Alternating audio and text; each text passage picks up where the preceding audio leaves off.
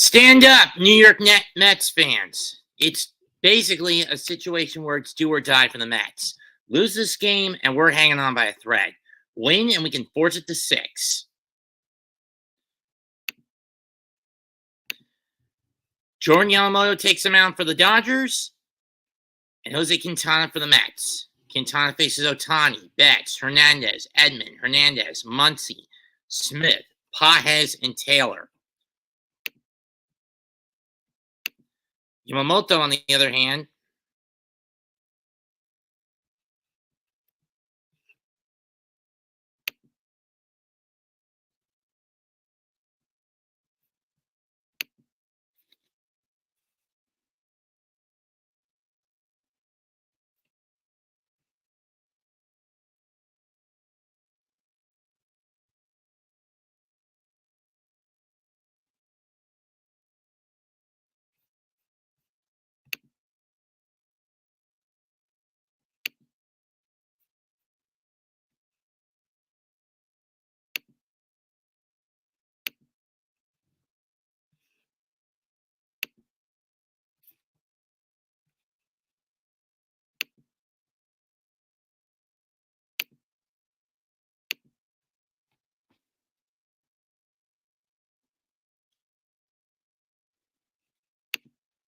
by contrast, the Mets will counter with Lindor, Vientos, Alonso, Nimmo, Marte, Martinez. It should be Winker in this spot.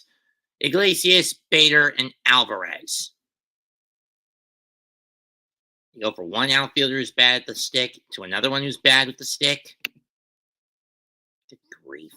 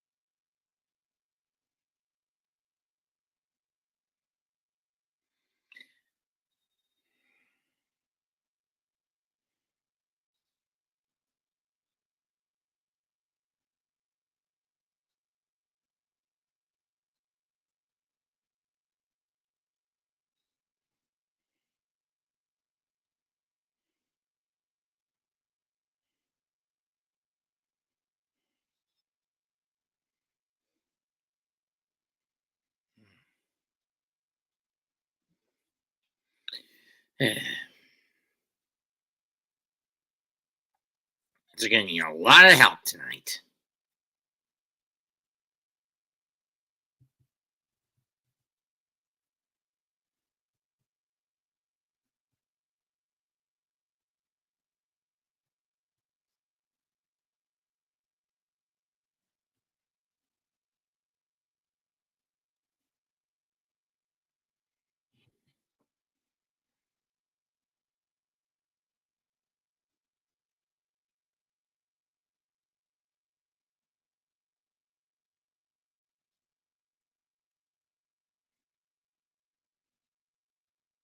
Oh boy. If Witt's got a personal project within the station, it's going to be interesting.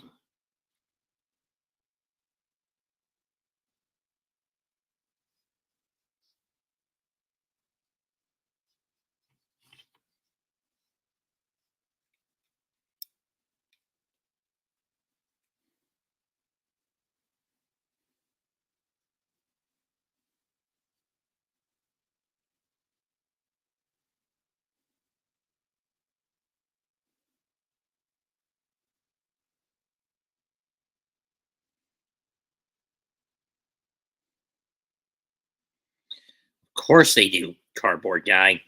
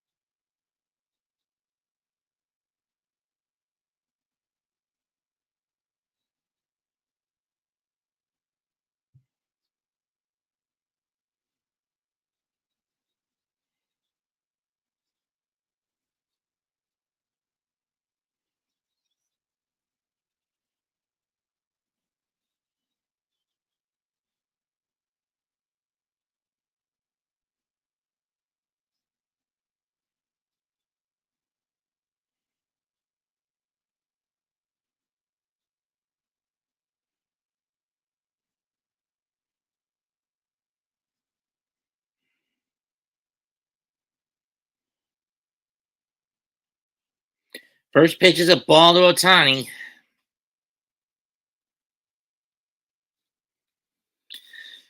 Sorry for not talking for the first handful of minutes, but I've been a little distracted, and Otani sends one out. Son of a bitch. Fed him another fucking cookie. And he was supposed to be bad in runners not on the bases situations this postseason. I mean, seriously, Quintana, why throw him back-to-back sinkers? I mean, again, I do want to strangle Mendoza to death for this for his incompetence. But then again, it's been a recurring pattern for the Mets to never seem to beat the Dodgers at home for the last 8 years. Fouled off by Betts 0-1.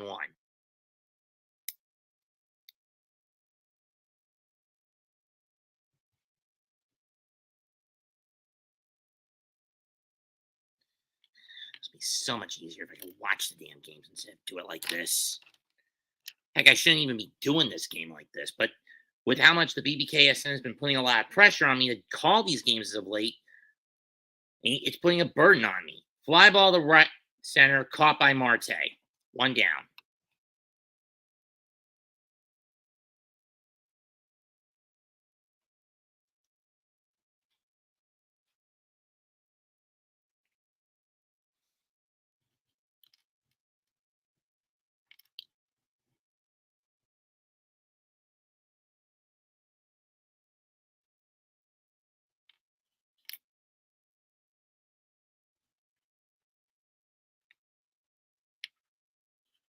I'm ready to kill Carlos Mendoza for this. First pitch to Hernandez is low, ball one. I mean, you're basically throwing a soft pitcher out there. Most of Quintana's pitches never go above 91, 92 at best.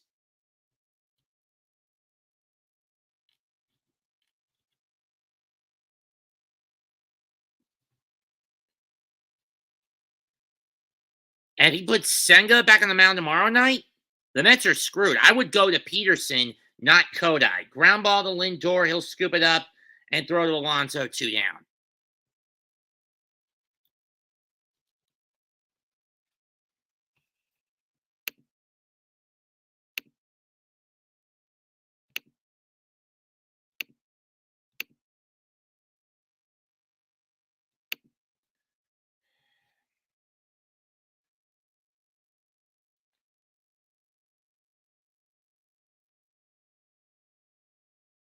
Strike one.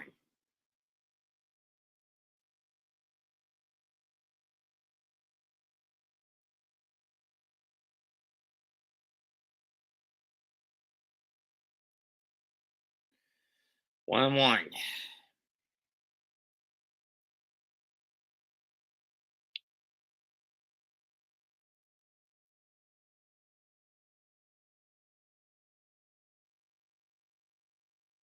Ball two.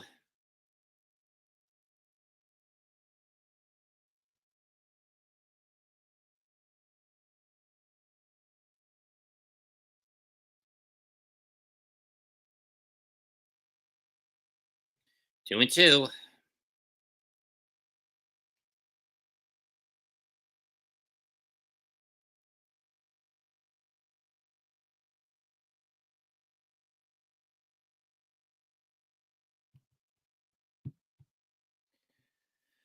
Sinker called strike three, inning over, but the Mets do give up a run on a hit. And guess who gets it? Fucking Ohtani. Now, can the Mets wake up, show some fucking discipline to play tonight against Yamamoto, and get some fucking runs? Because I'm ready to kill them if they don't.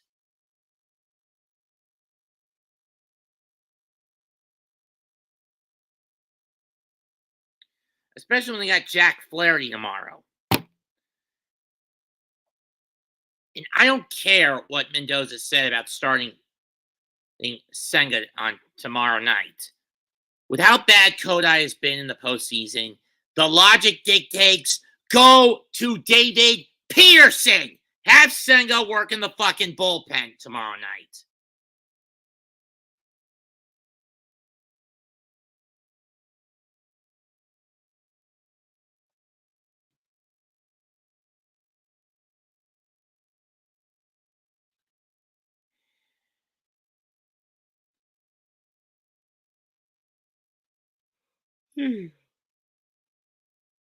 I say this for the bitterness of my soul and ask God, why do you put up with me?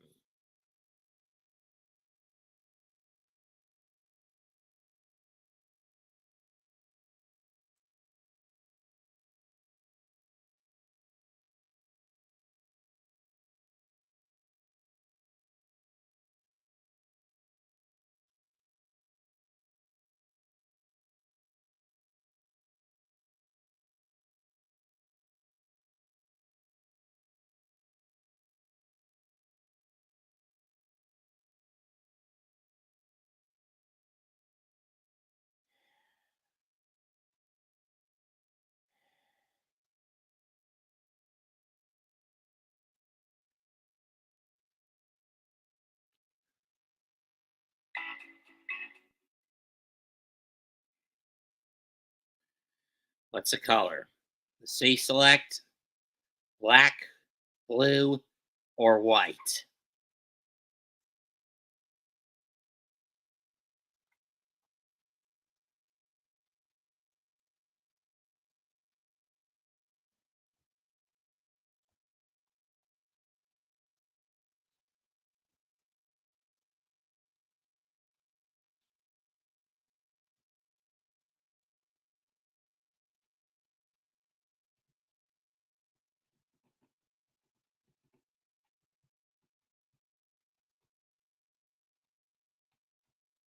White.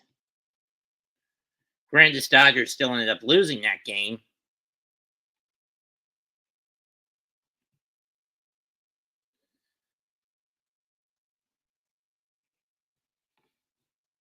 First pitch to Lindor. Fouled off.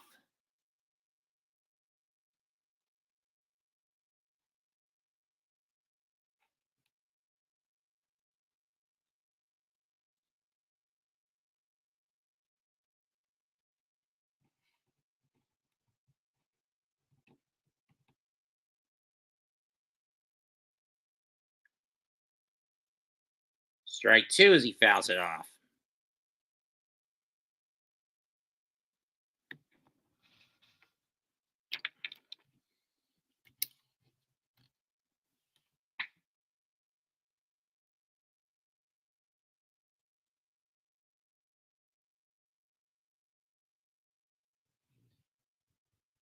And he grounds the split finger to the to Yamamoto, ricochets off him to Edman, who will fire to Muncy.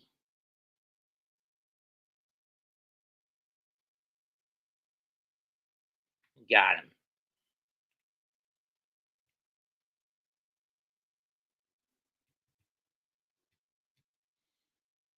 Here's Vientos.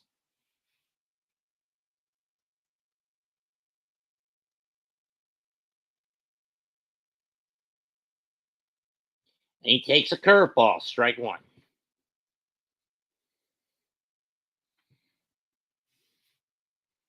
Can I see some fucking discipline, no aggression, or very little of it, or only aggression when it's needed at the plate? And Vientos smacks one to left to dead center into the black to tie the game.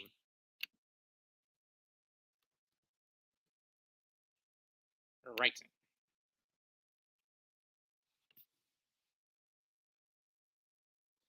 Fuck you, Yamamoto. Fuck you. Or however you say it in Japanese. I think it's fuck you. One batter into the top of the first. The Dodgers get a homer. Two batters into the bottom. The Mets tie it up. Let's go. Took you dumbasses long enough.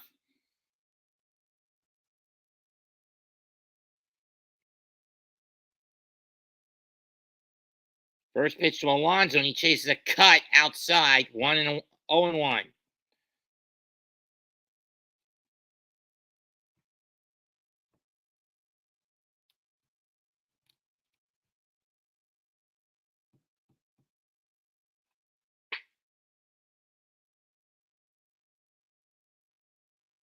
Cut fastball outside. This time Pete doesn't chase. 1-1.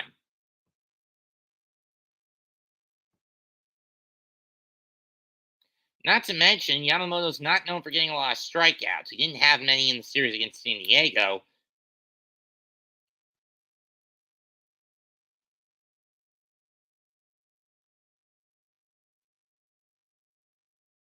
He missed a bad cut, a sinker, 1-2.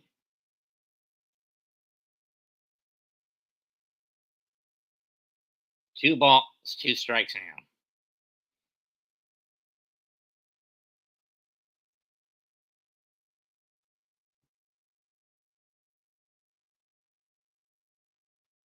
That's a step up from what happened last night. We actually got a damn run tonight.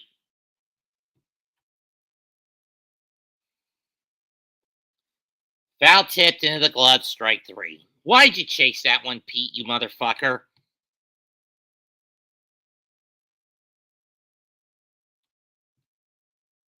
Seriously, Pete, if it's that low, don't pursue. Dumbass.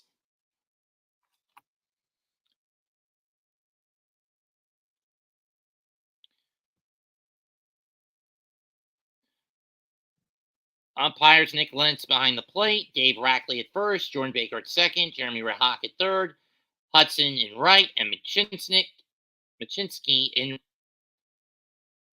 in left. Strike one taken at the knees.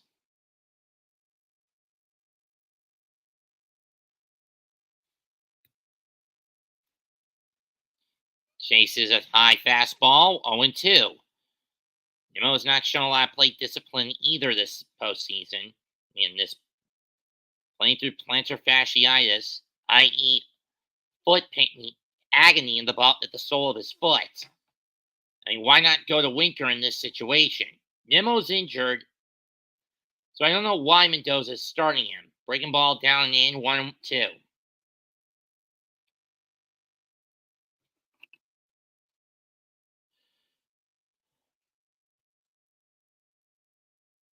One, two, hit to left, and it's foul.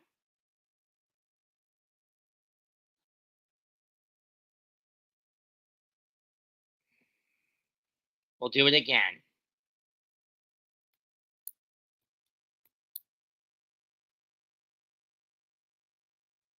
Nemo gets set, and he gets Nemo to chase swinging, you son of an ass. But both sides have gotten a run on a hit through one inning. Tie game through one.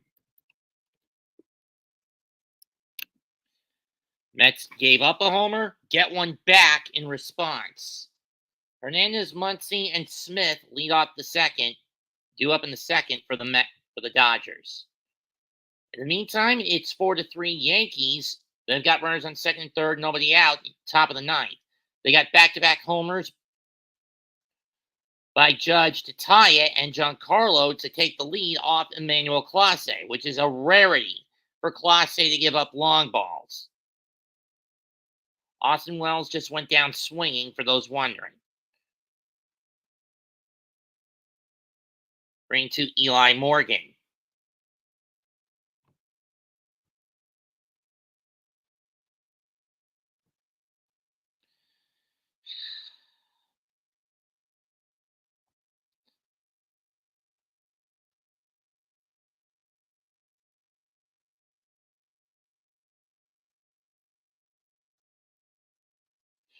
Clean the cave there.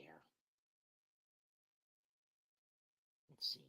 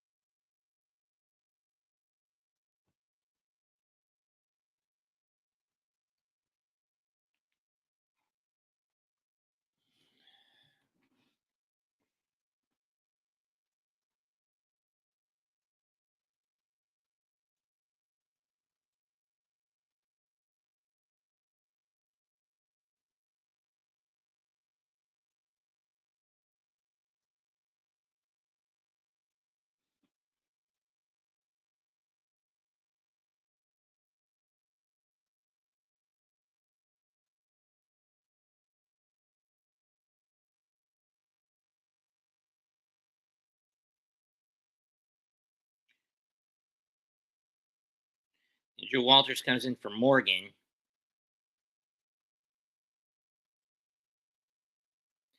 First pitch is a strike.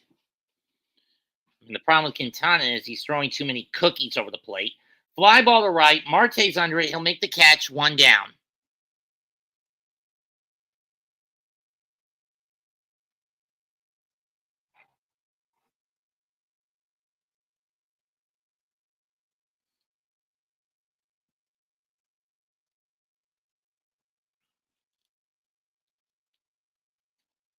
Here comes a guy the Mets couldn't get out at all last night. Motherfucking Max Muncy. And yes, I keep emphasis on calling Max Muncy a motherfucker. Why Severino, Garrett, or McGill couldn't get this motherfucker out bugs me. Remember, he's in for the injured Freddie Freeman. All one. And he throws the slurve 2-0. Can we stop walking this son of a bitch and go after him? 2-1 with the changeup.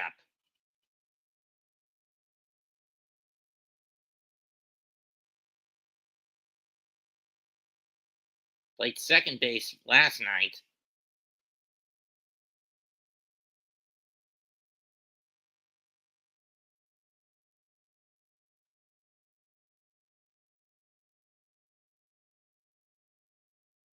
Two one pitch. And he fouls it off. 2-2. Come on, trick him to chase. We didn't get this bastard out at all last night. He needs to die tonight. Fouls off the slurve. We'll do it again.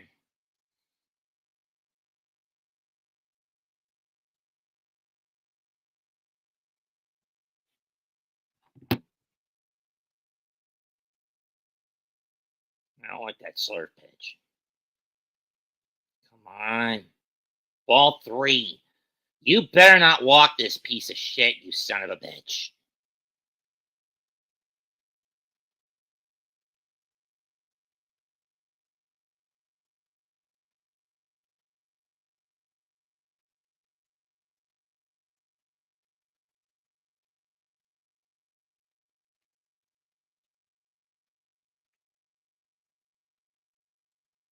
Here's the payoff.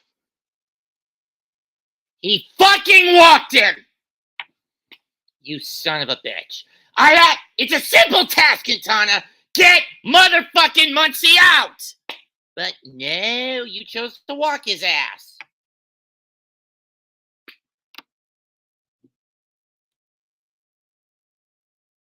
Strike one.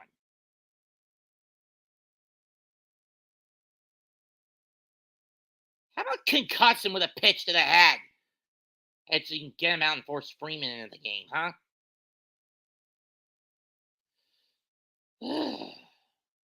How do you do that, Mets? Concuss Muncy. Hit him in the face with a pitch. Force Freeman to come out on a bum wheel. Strike 2.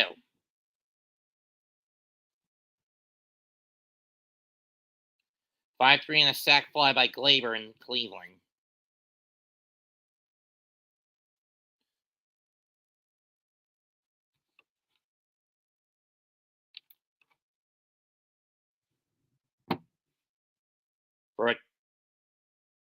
No, you cannot. Ground ball.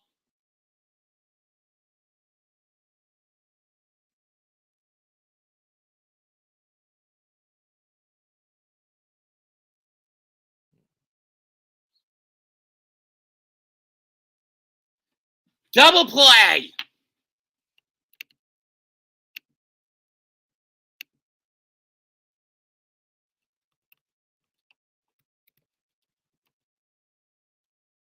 Uh-oh.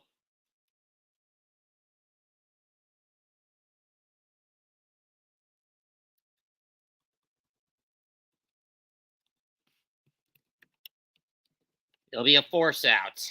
Never mind.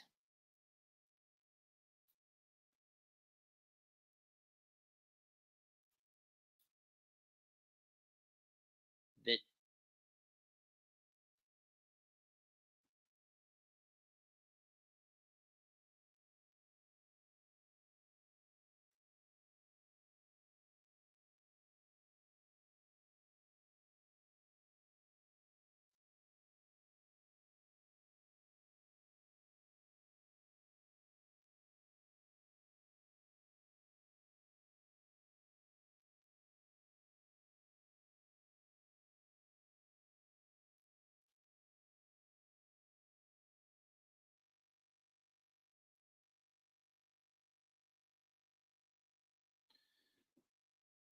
So instead of a double play ball, it's a force out. Tough break for the Mets.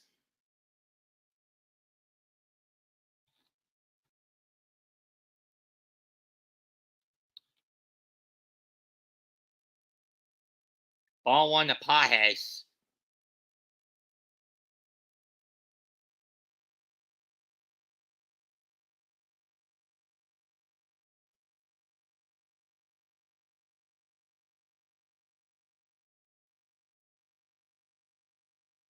Foul ball. 1-1.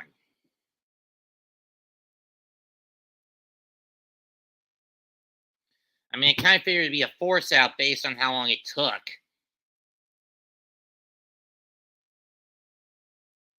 Give me a purple dot or a couple of red ones.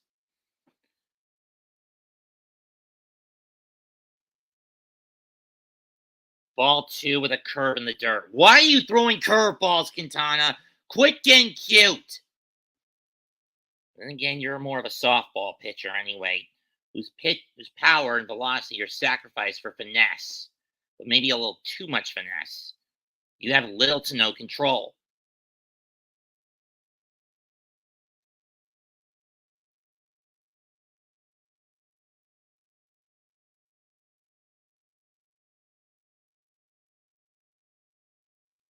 Baez grounds to Lindor. He'll flip to Iglesias, and now the Mets are out of the inning.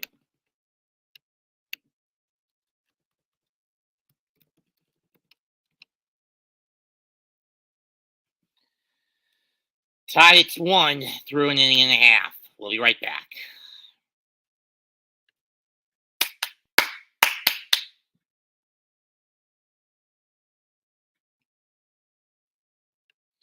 And for those wondering about the Yankees and the Guardians, it's 5-3 going into the bottom of the ninth.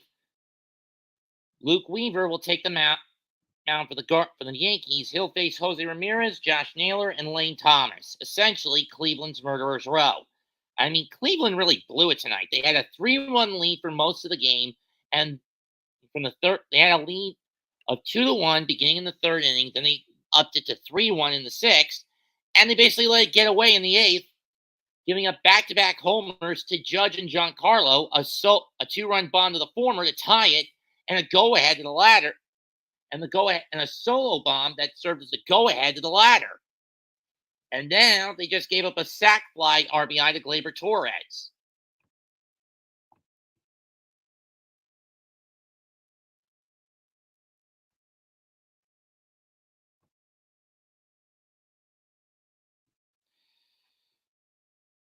And if the Guardians don't win tomorrow, they're probably going to get swept, and the Yankees can get a few days, can get at least, let's see, get Friday off anyway.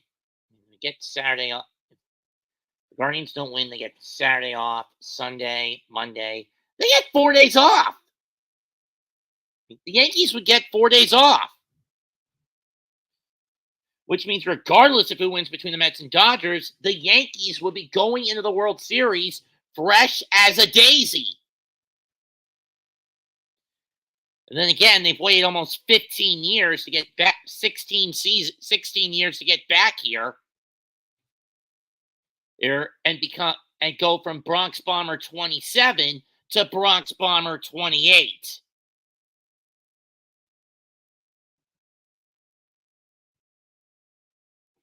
And then when you look at how New York sports in terms of playoff production as a whole has gone this year, Knicks knocked out in the conference semis. Rangers knocked out in the conference finals in men's basketball and hockey, respectively.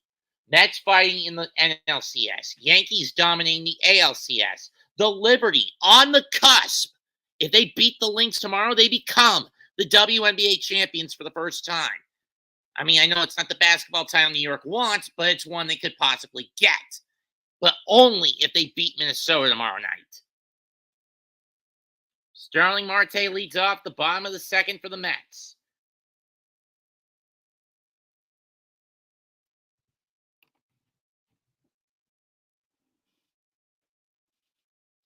Strike one to Starling Marte.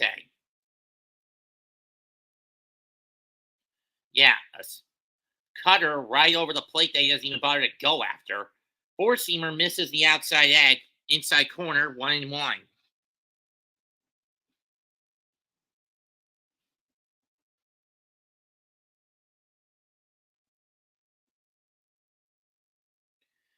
Fouled off 1-2. I think now is not a good time to show bunt.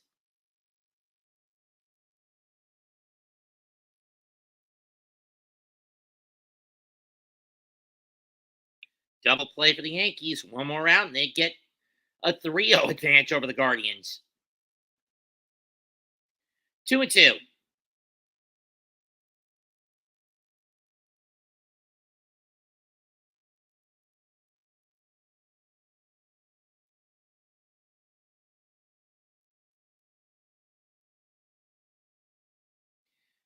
And Marte goes down swinging, chasing the split finger.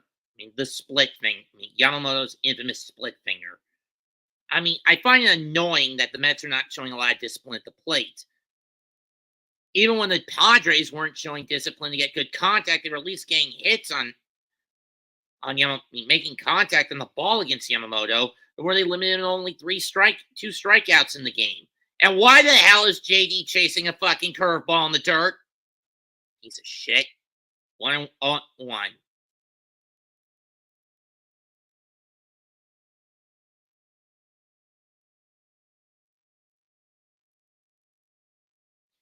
And he just stares at a fucking cut. Chase those, JD, you fucking bastard.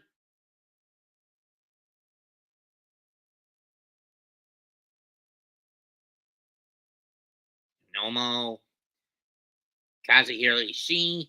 And he goes down swinging, chasing the slider outside. Where is the Mets fucking plate discipline? It's been MIA lately. Arrogant idiots. Here's Jose Iglesias. And many people are wondering why the hell Mendoza picked Martinez over Winker in the DH spot. Winker's been the better hitter from that position. Curveball, strike 1 to Iglesias.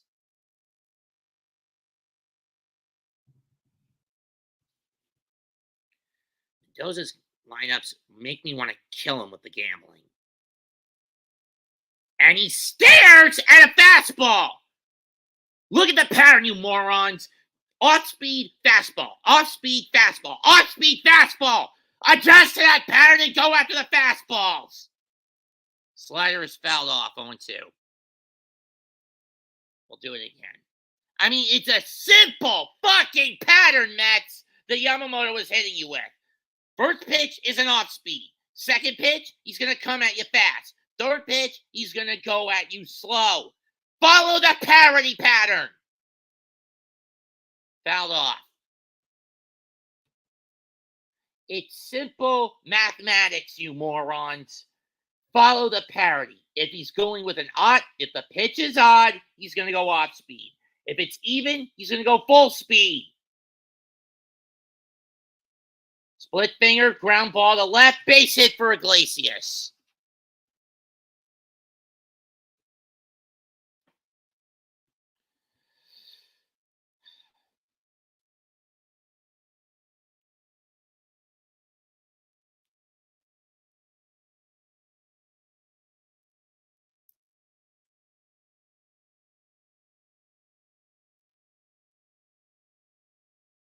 Die for it would have changed a little something. And here comes Harrison Bader, a guy who's been pretty bad in his last 100 or so at bats. Ball 1 on the cut.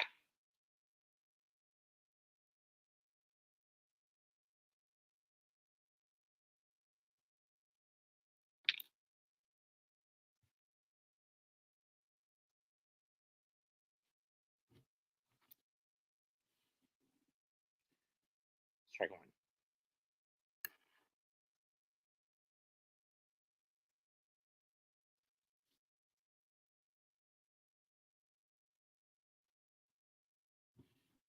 Yeah, it does make a little sense. He just stares at it, 1-1. Okay, so he's not going full parity here. And again, why is Bader chickening out on the fastballs? 1 and 2. He threw him the same pitch twice, and he didn't bother to fucking chase. It's a down-the-middle cookie, you son of a bitch. What the fuck is he waiting for? In the dirt, 2 and 2 on the split finger fastball. And the Guardians tied on Joanski Noel homer. 5-5. Sheesh.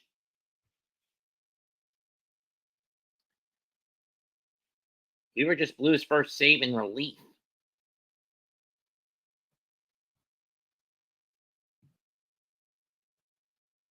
And Bader chases the slider and misses. Strike 3. How am I not fucking surprised by that?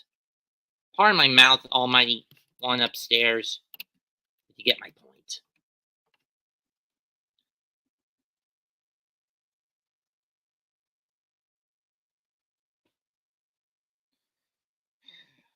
There'll be Taylor, Ohtani, and Betts. You do not want Taylor on base. But then again, as we saw in the start of the game, Ohtani crushed a ball that Quintana threw over the plate. He needs to go more outside on Shohei.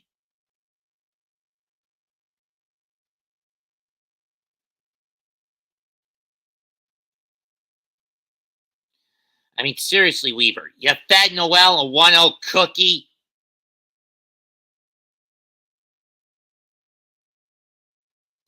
We're going to extras in Cleveland. Tied at 5.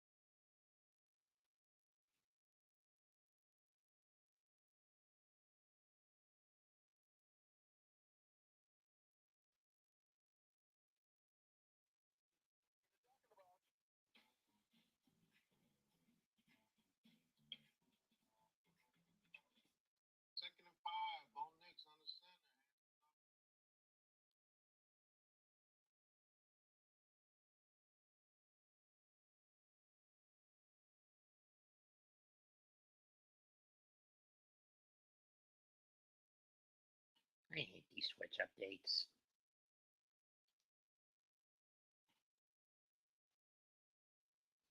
And my ass is getting ready to rupture. As is my dick.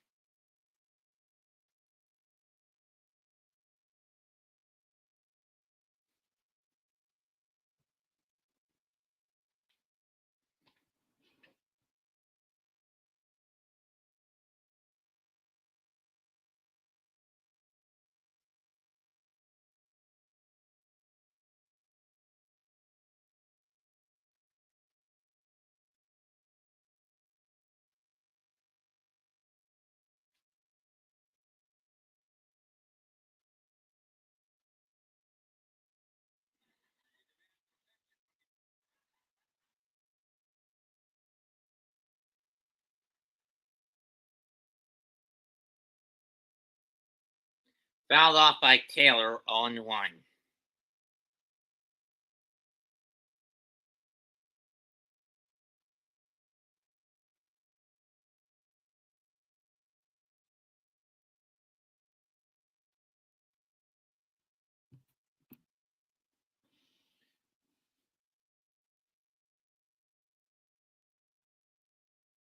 Fouled into the glove, 0-2. We want a four-seamer that just nearly hits Taylor.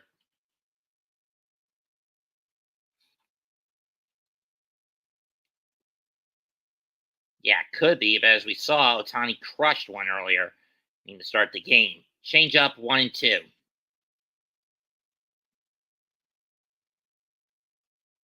Then why not go to the damn southpaw and Peterson instead of Senga, the former is healthy, you son of a bitch. 2-2. Why are you nibbling, Quintana? Go over the center. Dumbass. This is the same shit that got the Mets into trouble last night. Nip going overboard with the cute pitches. Fouled off on the curve. We'll do it again.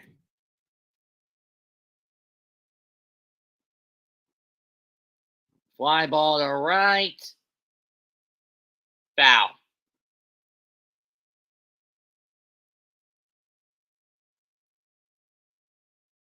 Pedro Avila now comes on for the Guardians to pitch.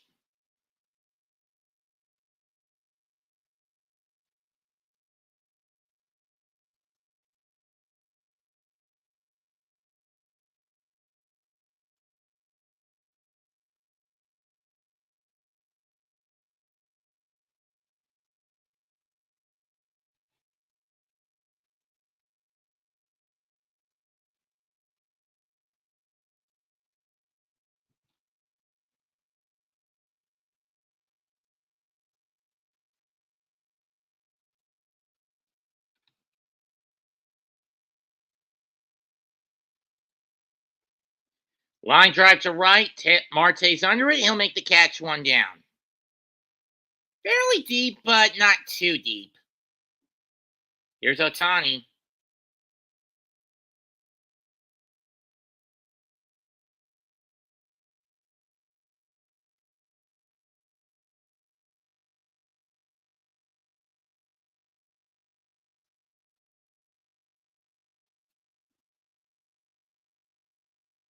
And again, he's going outside with that sinker. I don't know why he's going outside with it. Ball one. This is what got him in trouble last time. Can you stop going outside? He's not going to fucking chase. I mean, when he's a pitcher who's doing most of his hitting this year because of the knife and the fact he's had UCL surgery, Tommy John UCL surgery,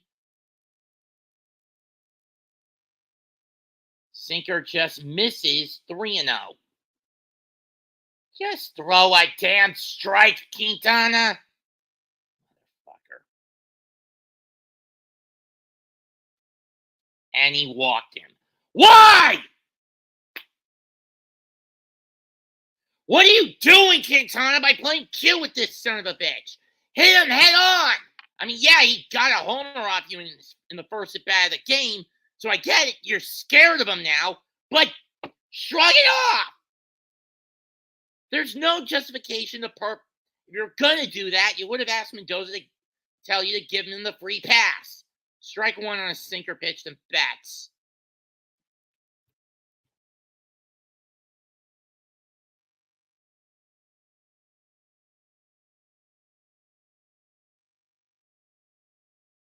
I'm ready to strangle Mendoza for that tactic.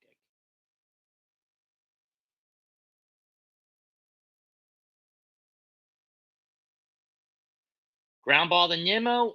Hit too hard. It's a liner. And Ohtani will have to hold up at second.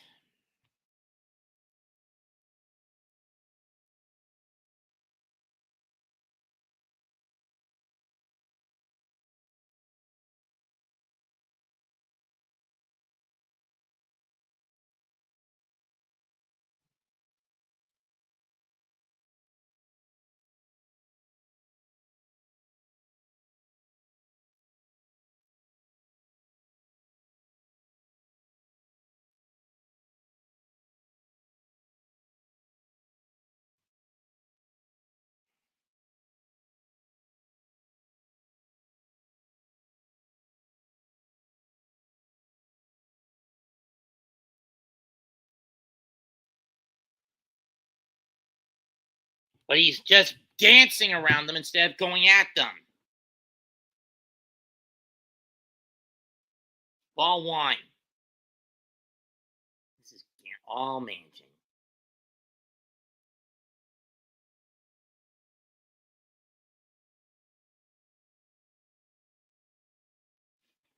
Can you stop throwing low? Ball two.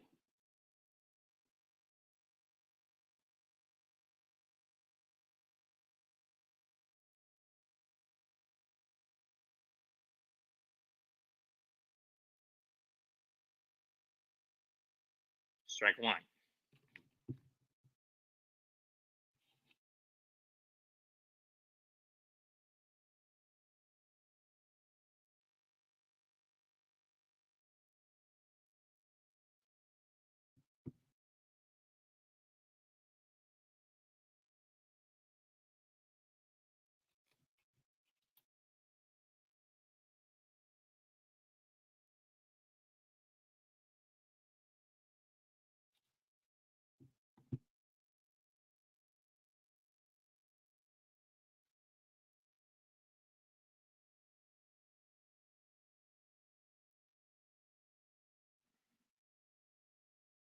Swung and missed, strike two.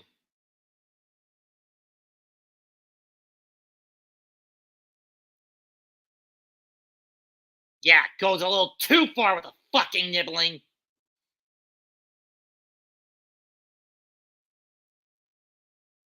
And that's the thing I get on his case for. Playing it too fucking cute with the nibble pitches. Swung and a miss, strike 3 with the changeup in the outside corner. 2 down.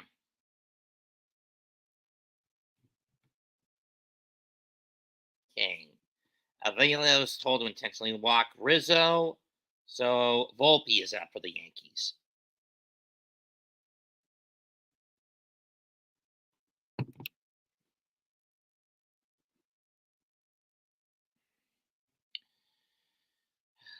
Come on. Okay, that's way too high. Quintana, what are you doing with that pitch? Ball 1.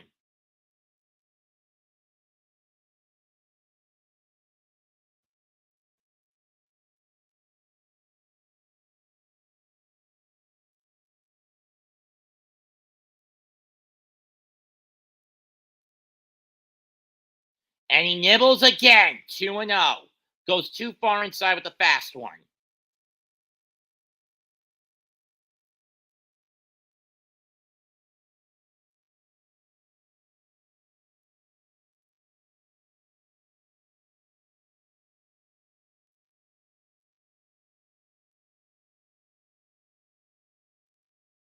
Ground ball, base hit. Dodgers retake the lead. It's 2-1.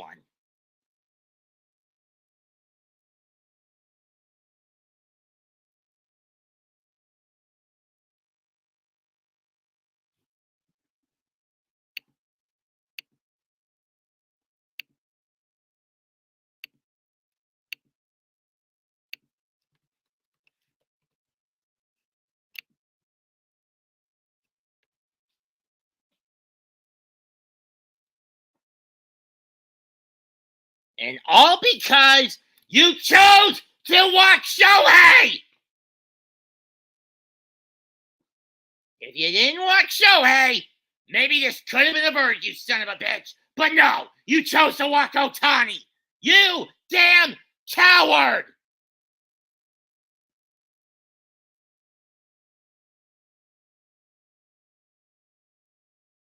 Take strike 1. I mean, seriously, Quintana, what's the logic in playing chicken to Ohtani? If you're that scared, just give him the free pass.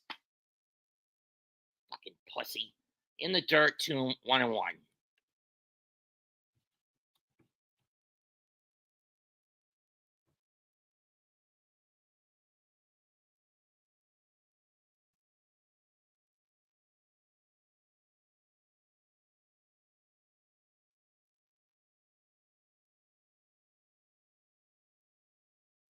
Compounding this issue, the Mets have not shown any plate discipline in the last game plus in Citi Field, where the Dodgers are plethering in plate discipline. Can you stop nibbling, Quintana? Please, stop nibble pitching!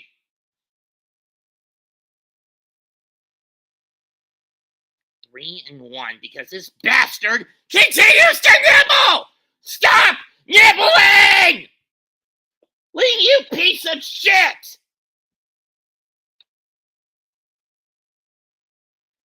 Just stop nibbling! Throw nibble pitches! Throwing nibble pitches! Stop it!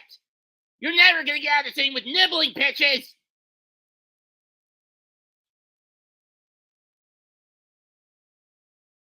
Ground ball, slow roller to Lindor.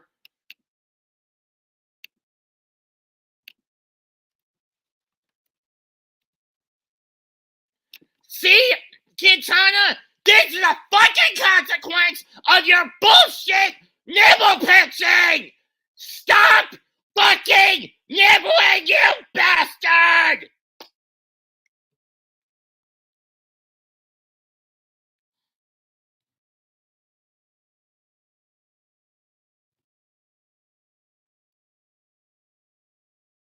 I mean, this is the problem I have with the Mets playing the Dodgers at home.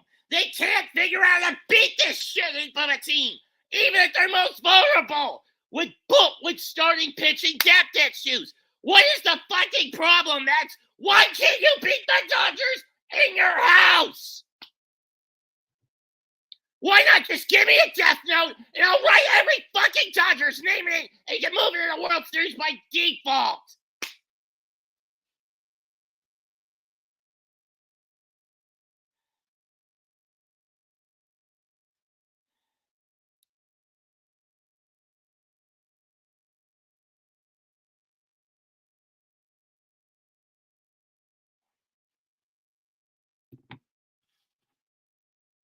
How about you just fucking plug Muncie? How about you do that? Strike one.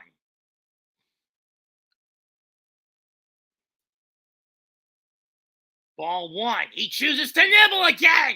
Stop with the nibble pitches, Quintana, you piece of shit. I am so glad I am not calling tomorrow's game. So fucking glad.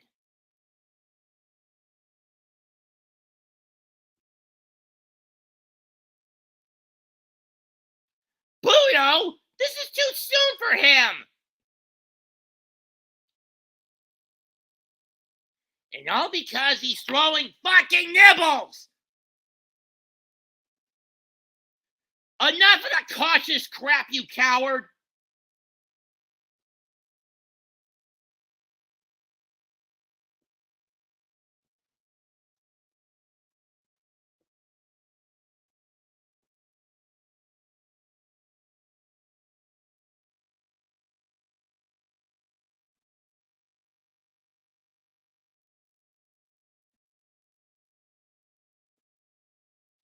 Fuck you, Mendoza, for this gambling habit.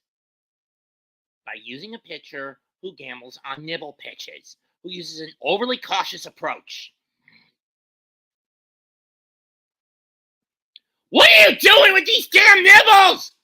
Ball three! Stop with the fucking nibble pitches, Quintana! Throw it over the middle, you son of an asswipe!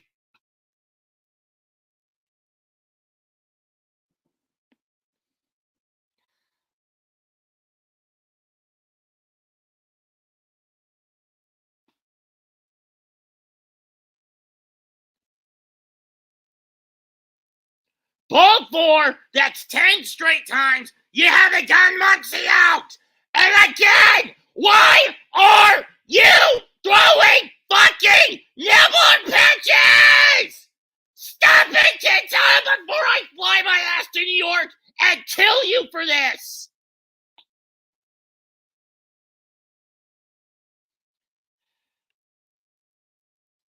I swear, you're giving me a fucking aneurysm, Quintana.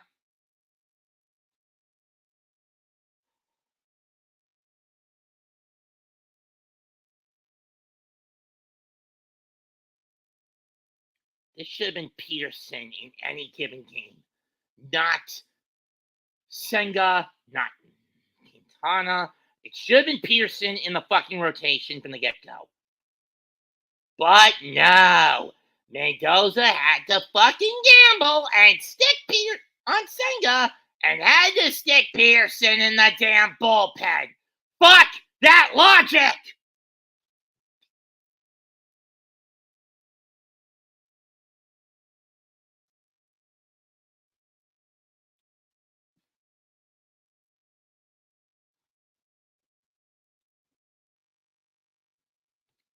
And all because Quintana's going overboard with nibbler pitches. How about you just throw one over the fucking center, you piece of shit? 2-2.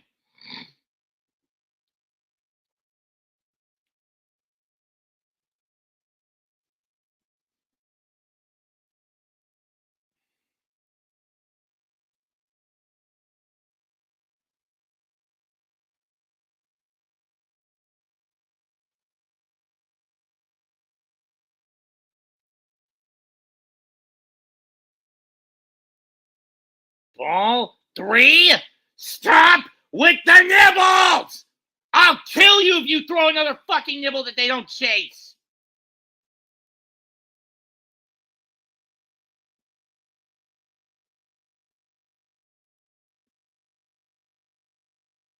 Fouled off. We'll do it again. Why is it that Met pitchers are going with nibblers? They know the Dodgers have 10 times the discipline at the plate that the Phillies have. Why are they trying to trick them to chase when it's not working? You need to go at these bastards head on!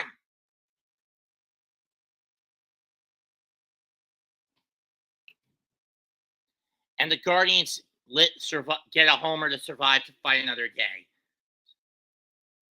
David Fry to win it. And Smith finally pops it out to get Quintana out of that inning. I have a nightmare of a third.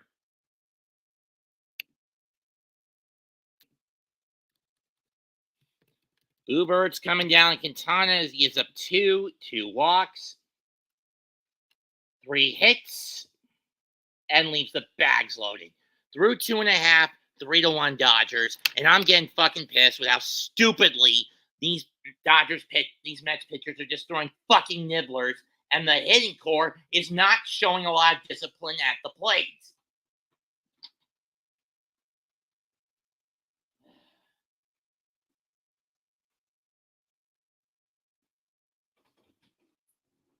I swear I'm getting a fucking aneurysm from this.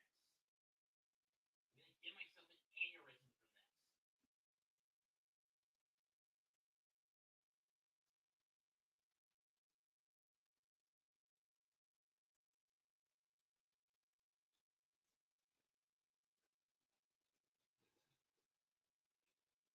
I guess the verbal drug wore off. I guess my calming drug wore off. I guess my drug that's been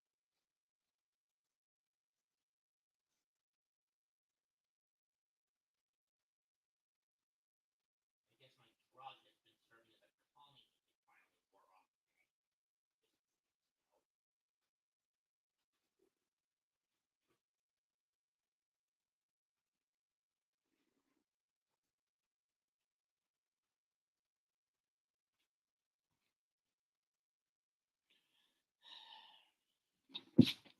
So the Yankees lose, so Cleveland is going at least 5 of them.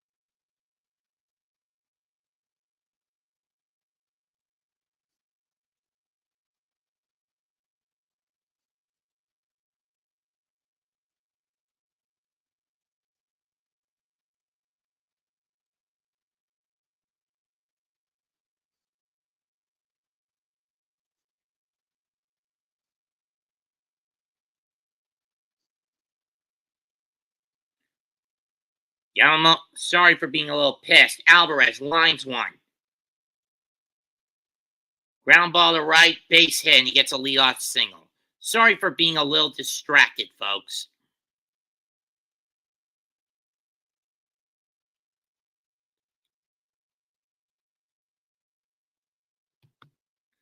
Yeah, where he basically ignored the fastball last game. I hope Alvy has learned his lesson on that.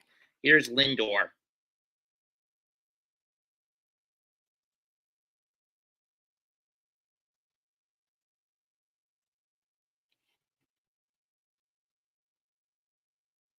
Ball 1 on the curve.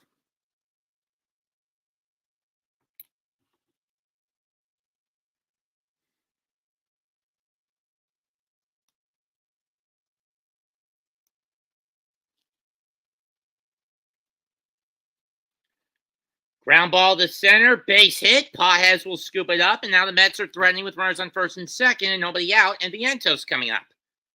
Okay. Of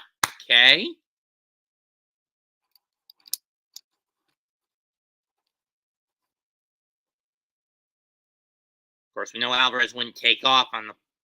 They wouldn't do a hit and run with Alvy. He's too damn slow for that.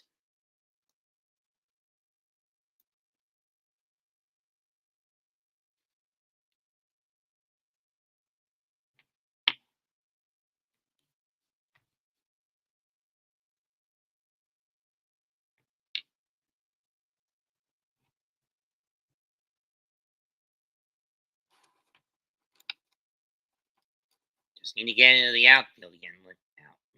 Vientos takes a cut of a slider and misses 0-1.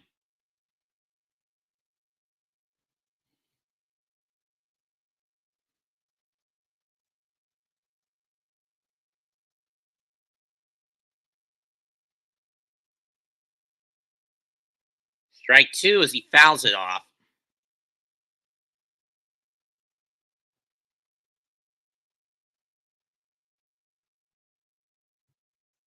Now he's going off speed, both pitches.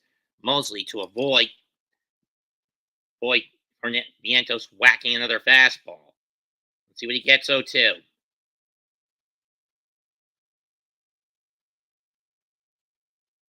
Batter timeout call by Vientos.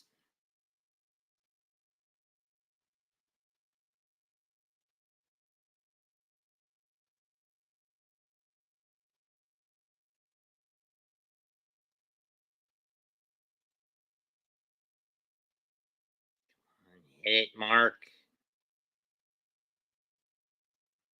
Fouled off. We'll do it again.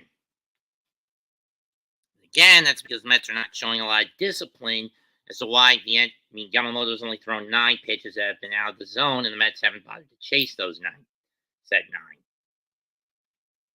That was a very defensive swing by Vientos, as it was coming in on his hands.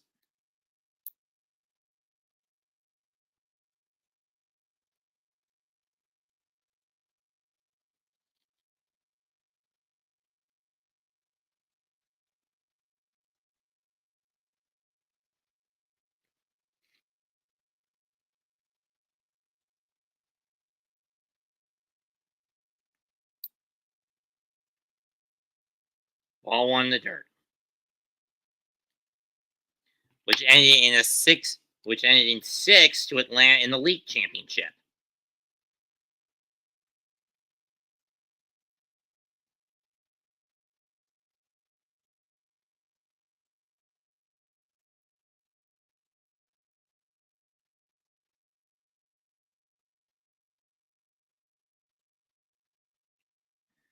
Son of a bitch. Strikeout in the dirt.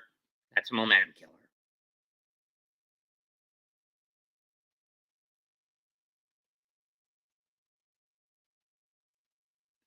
Every pitch he threw was off speed to Vientos.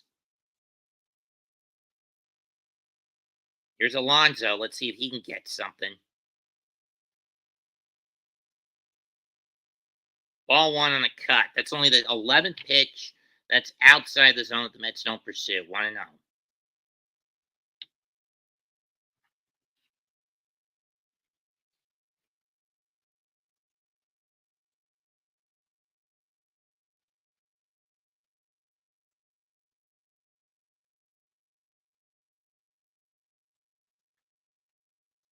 How is that slider ball 2? That looks more like strike 1, but whatever.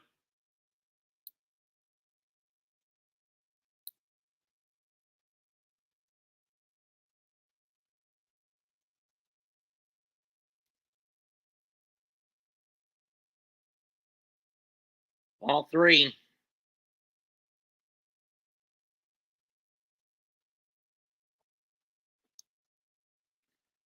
Will Pete take the obligatory 3-1, or will he try to chase it? 3-0? Or will he chase it? Take or chase? It's 50-50 with Pete.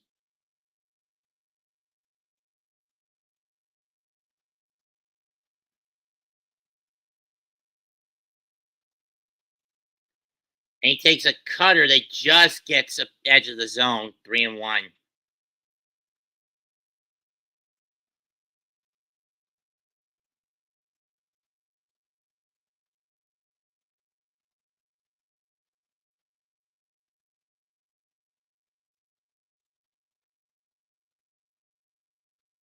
I don't know why the hell he swung at you, dimwit. That's fouled off, and now it's a full count. Pete needs to chase. If cannot afford to chase if it goes outside, but I know him; he'll probably chase.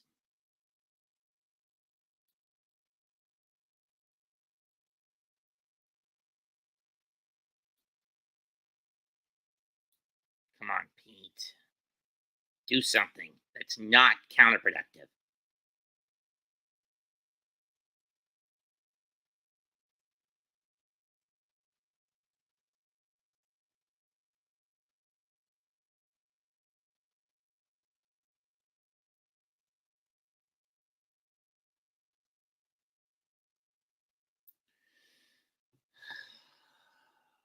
Payoff pitch. Ball four. Loaded bases.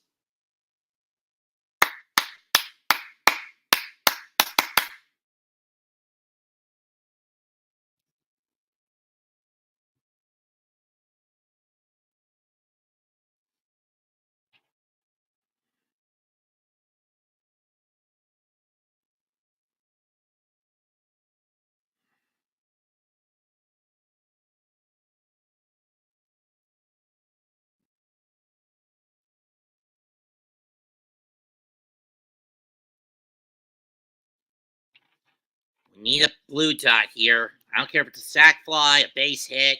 Just give me a blue dot.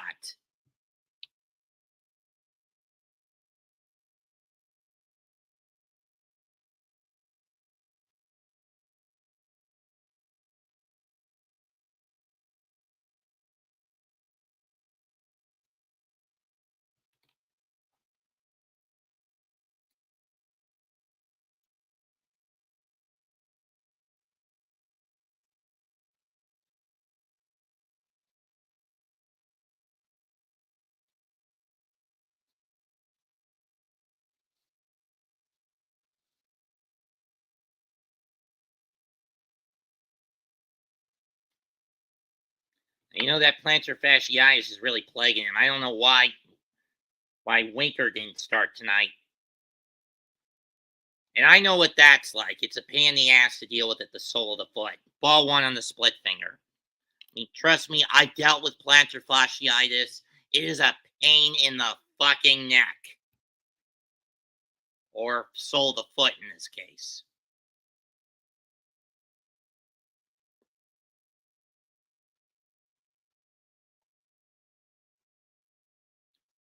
Fouls the fastball off, 1-1. I mean, even if he didn't go after it, would have been called a strike. Because it just caught the edge of the zone.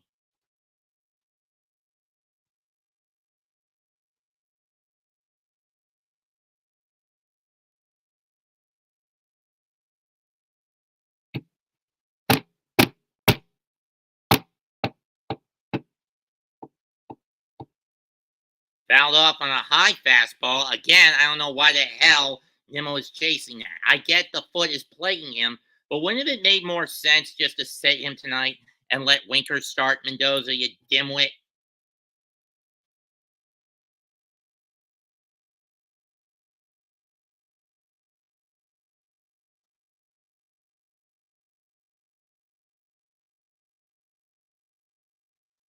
One-two pitch.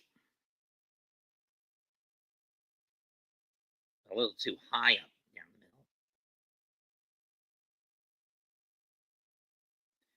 the middle. And Yamamoto's going to step off. Fouls it off. We'll do it again.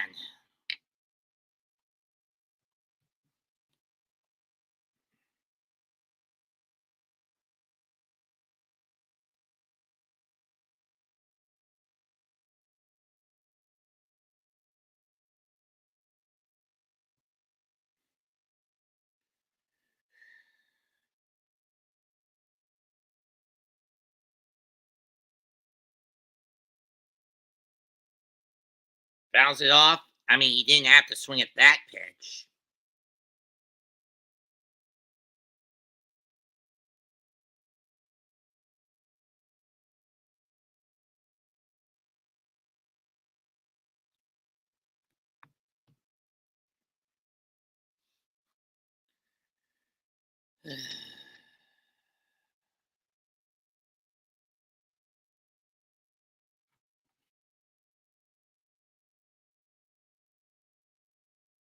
And it's a double play ball.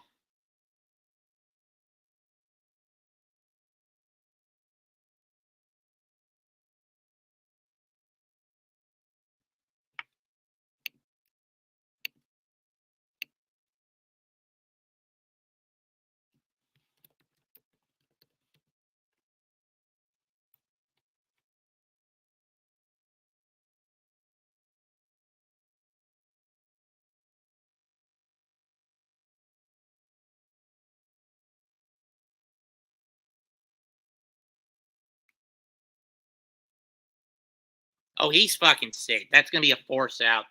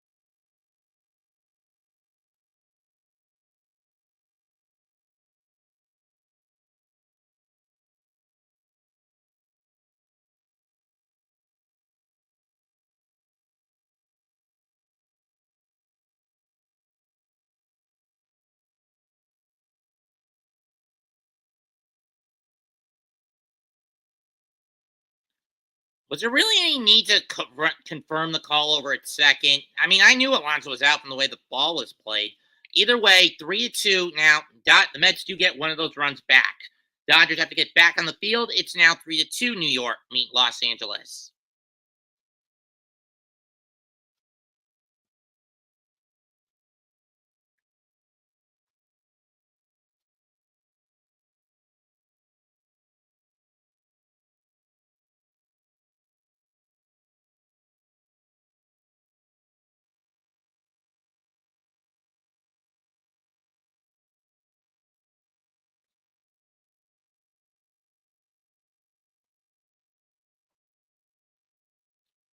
Someone get this idiot out of the first base umpire spot.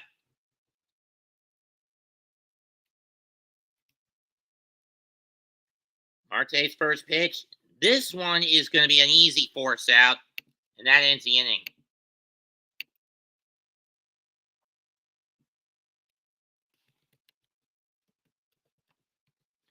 And given Nimmo's bad foot, it was easy to get him. The Mets get a run on 2 hits, and they strand 1. Through 3, Los Angeles 3, New York 2.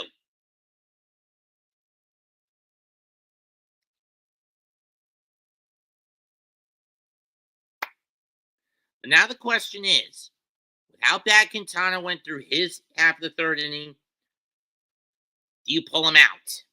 I mean, given how mad I was getting with how often he was nibbling at the plate instead of going head on, I'd say you do.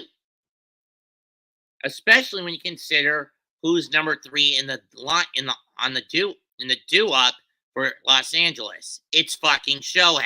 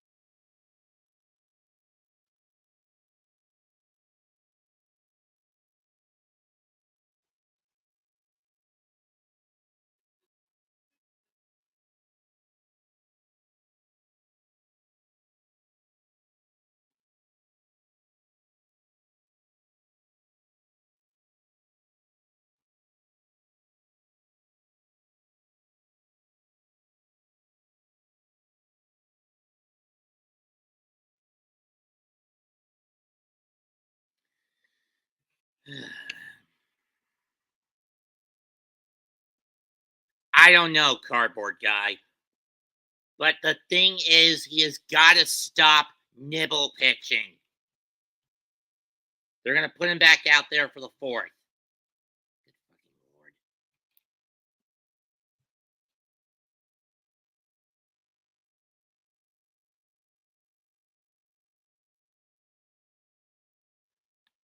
Takes a stinker down the middle, 0-1.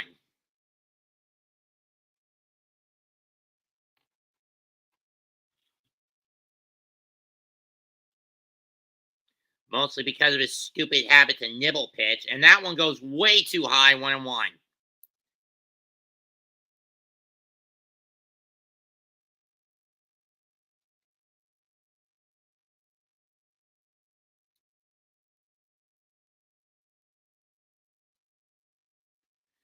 Again, stop with the damn nibble pitching. 2-1.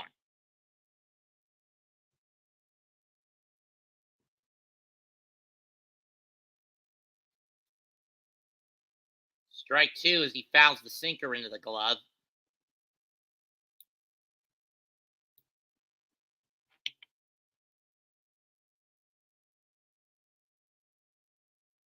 The only way he's going to get it with Nick Lentz is to go over the middle with it. Seeing as how this son of a bitch doesn't do edge nibbler, hates nibbler pitchers. Pitchers who love to nibble.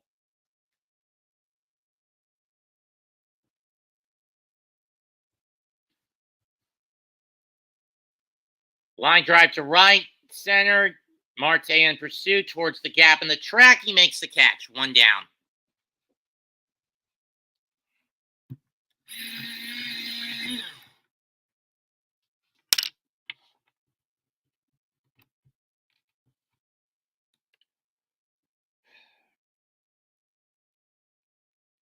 Here comes Taylor.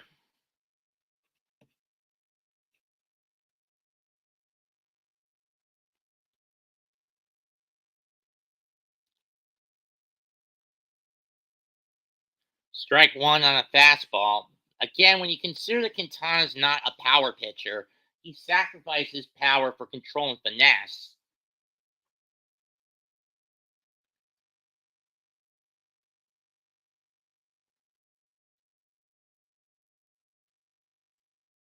What do? Do you walk Otani on purpose because you're afraid to go after him because of the solo bomb you gave up? You gave up in the first to start the game, or do you give?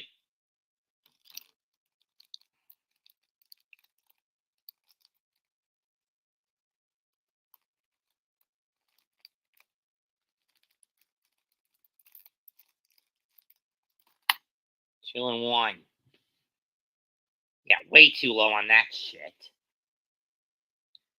One of these days, I'm gonna have to throw Mendoza into the room of consequence. And for those wondering, that's not a prison cell. Why go outside? 3-1. You're running the risk of letting Otani hit another long, getting a hit.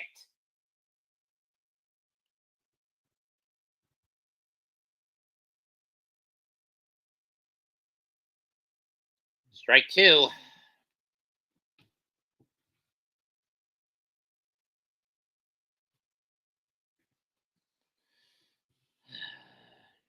Can I please kill you, Quintana?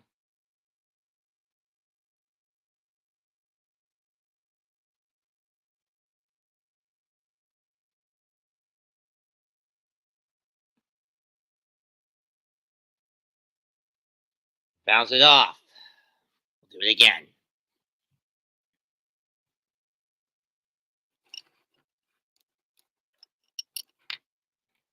The Mets got one in the first, empty in the second, and one in the third. Trick him.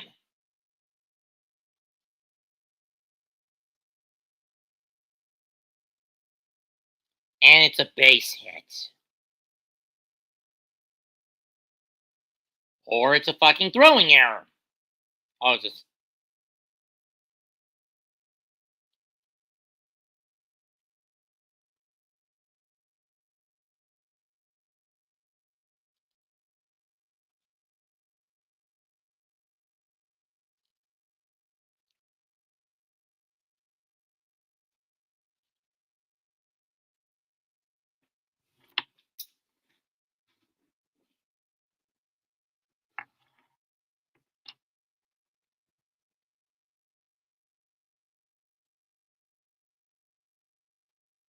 Slurve misses 1-0 to Otani.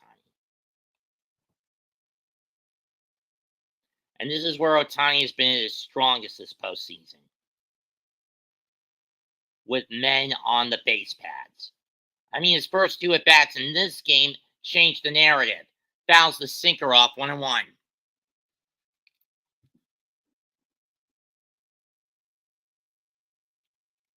Coward.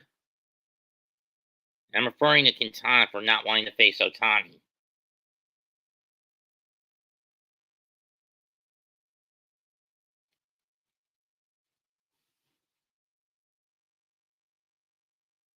Strike 2 on the change. I don't know why Otani didn't chase that one. That's well within his wheelhouse. Low inside corner.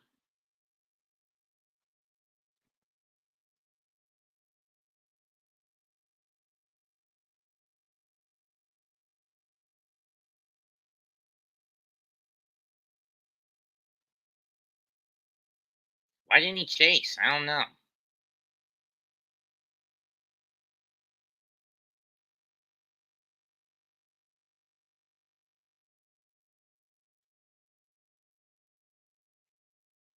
Slurve in the dirt, 2-2. Can you stop throwing that pitch, Quintana? You're not getting the call. Nor are you getting the chases.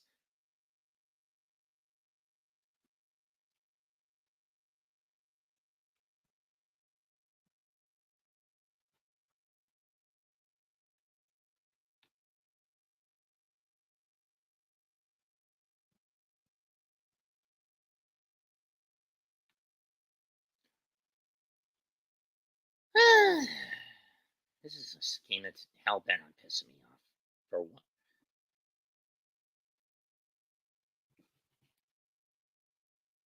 And a boon to the Dodgers' core this postseason. Now Quintana knows he can't throw it. He's got to confront Otani now. And he throws the fucking curve, full count. Can you stop with the damn nibblers? What have I told you, Quintana? No nibbler pitches. Go after Otani, you son of a bitch.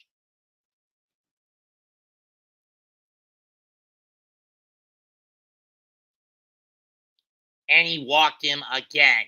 And again with off-speed nibbling. What part of not gonna chase are you not comprehending, you fucker?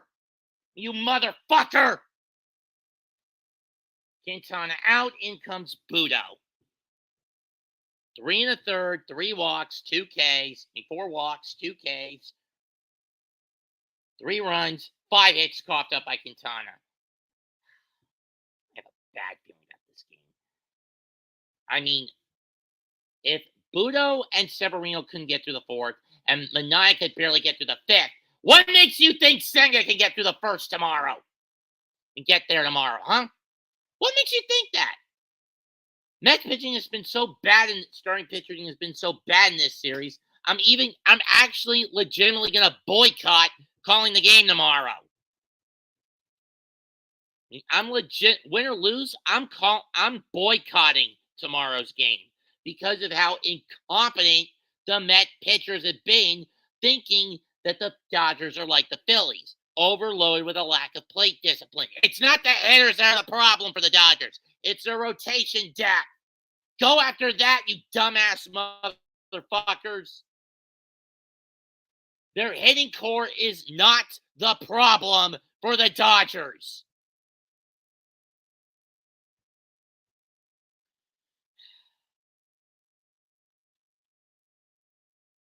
Let me just say that I am going to have an aneurysm, win or lose, with this game.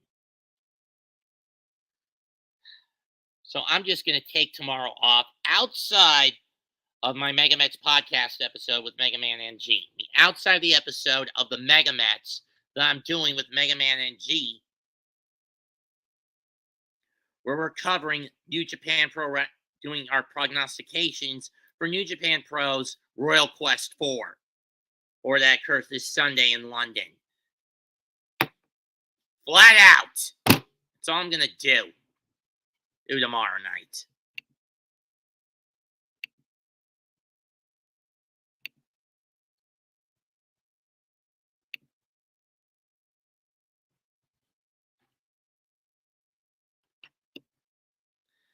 And personally, when baseball season's over, I'm glad I can, at least for a few months, focus solely on wrestling.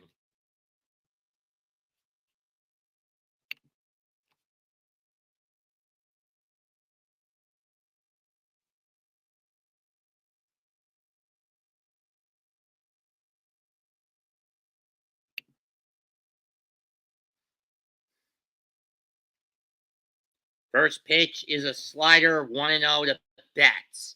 I mean, seriously, this ump is so fucking stingy when it comes to not giving the nibble pitches.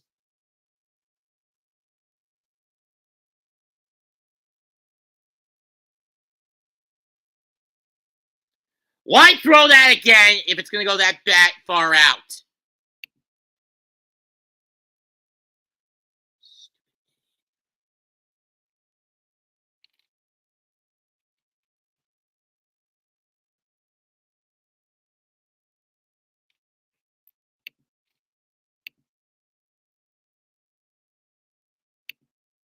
That's gone.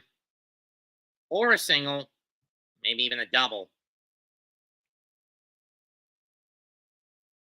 It's a double.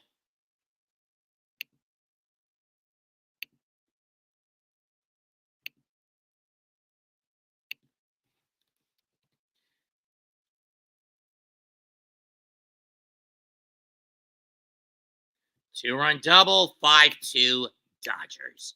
See, this is the problem I have whenever the Mets play the Dodgers at City. They can't figure out how to beat this team. I mean, seriously, Mendoza, why are you gambling on Nimmo? He's got plantar fasciitis. You know how much of a pain in the ass that is in the foot? I dealt with it in the past. If Nimmo was healthy, then he'd probably get there. But with the bad wheel, get him out of there. Tomorrow you start Winker in left, not Nimmo. I mean, yes, as a trade-off, plate discipline goes even further into the toilet to some levels, but at the very least, Nimmo can get some time for recovery if you sit him tomorrow night. He needs to sit, you son of a bitch. Strike two to Teoscar.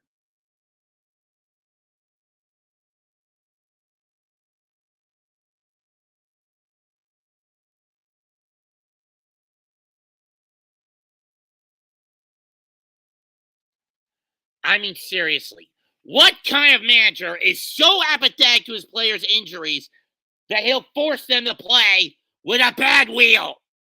Again, do you people know what plantar fasciitis is? It's a sharp pain from a plate in the heel of your foot that acts like a hot needle stabbing hot nail going through your foot.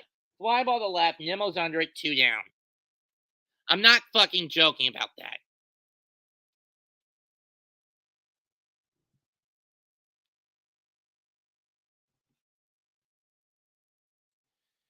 I'm dead serious. That's how painful plantar fasciitis is.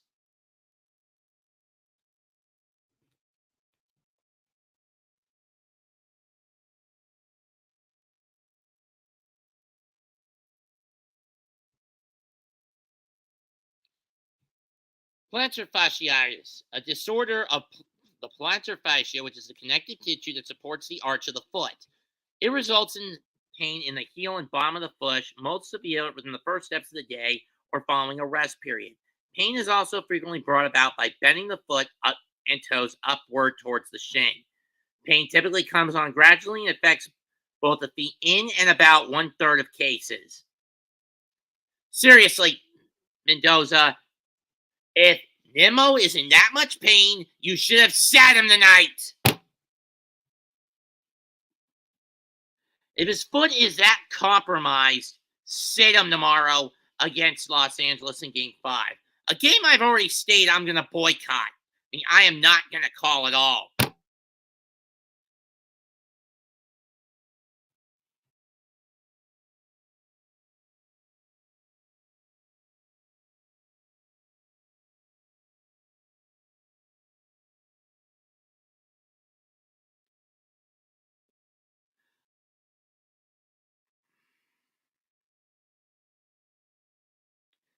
No, because they're trying too damn hard to get these Dodger hitters to chase. They're not going to chase.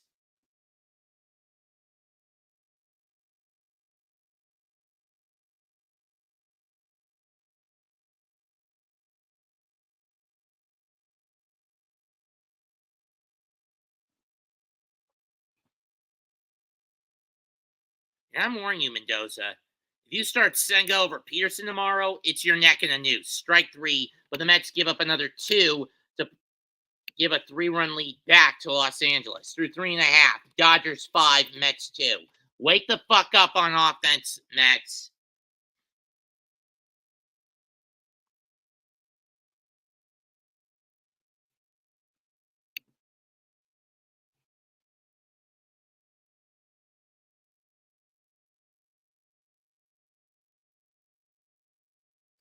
I mean, seriously, logic would dictate that if Nimmo is compromised in terms of his mobility due to the plantar fasciitis in his foot, you're supposed to sit him.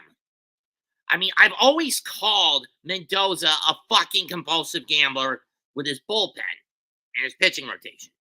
But the lineup with an injured player, that is the worst form of gambling. I get Nimmo was one of your most productive hitters, but if his foot is compromised, best players offensively and defensively over the course of the season. But if his foot is fucking compromised, sit him!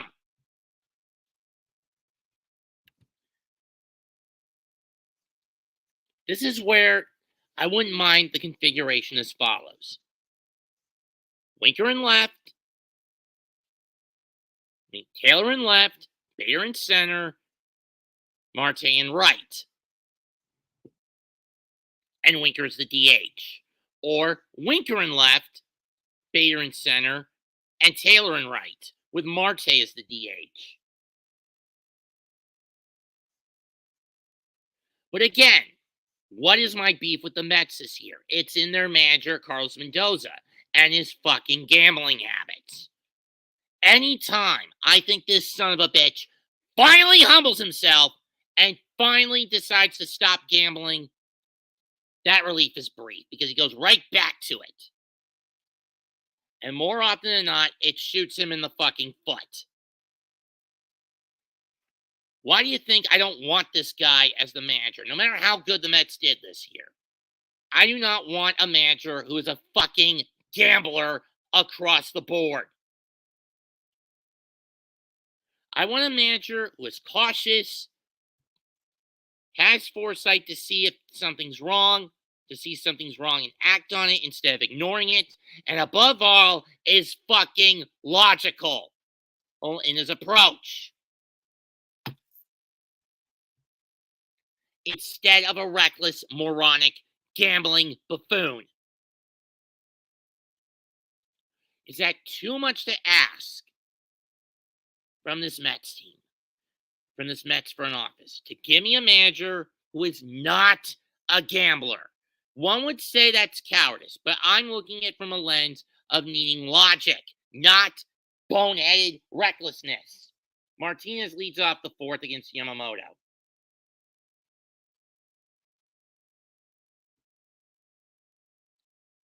Called strike. 0-1. I've had as many as 10 come in here.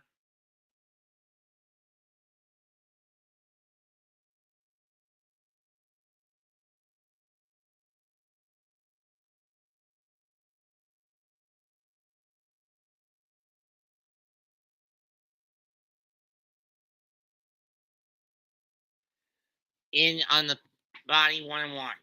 2-1 as the cut goes outside.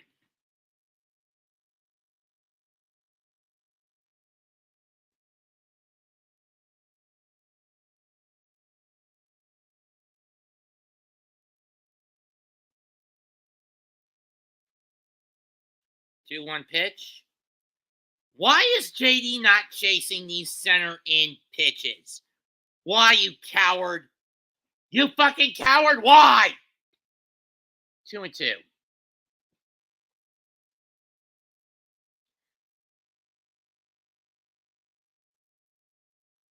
Well, he takes the curveball. It's a fly ball.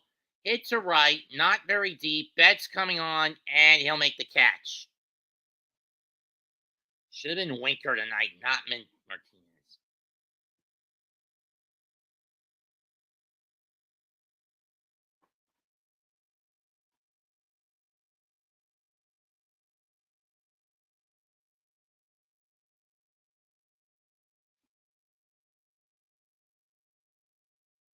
Soft grounder to Yamamoto. Flip to Muncy. 2 down.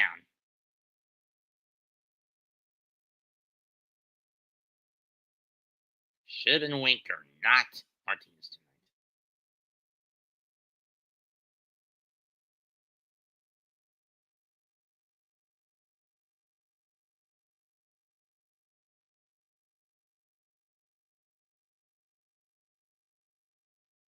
Tell me, folks, am I wrong for constantly calling out Mendoza for his incompetency? Am I wrong for getting on the Met pitching core for constantly trying to trick Los Angeles to chase when you know you need to go at these bastards head on instead of playing the coward's game?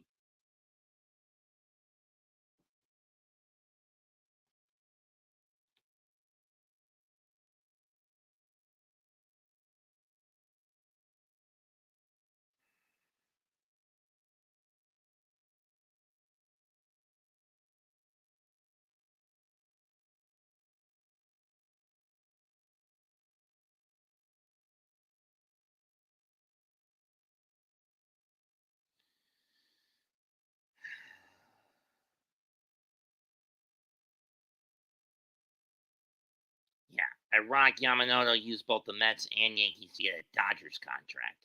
How is that not a fucking shocker? And Bader chases the splitter into the dirt, strike 3. I would have preferred Taylor in this spot. Or even McNeil.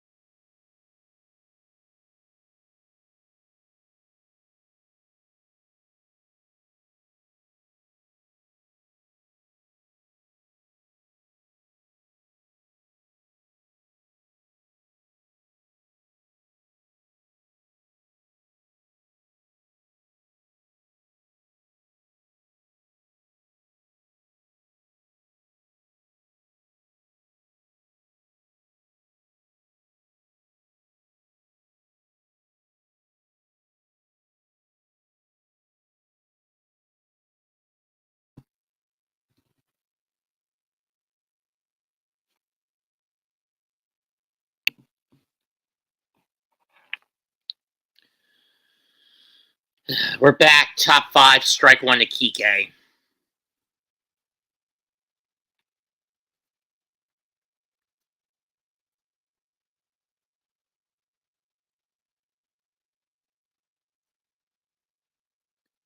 And he goes over the middle with a sweeper, 0-2.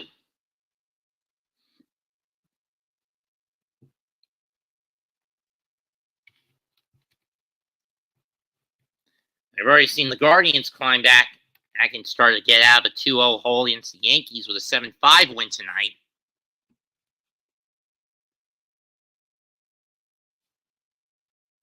This is the most I've had in a game call in years. Not since the Grassi Posse raids. You know, guys, you shouldn't be a Ninja Watcher. Click that like button and subscribe to me and the rest of the Big Blue crew. Fouled off. We'll do it again.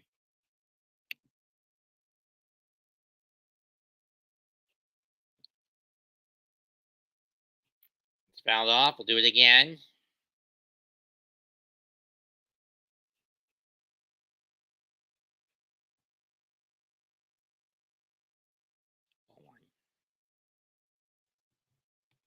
Then they allowed the Dodgers to double it up because of the stupidity.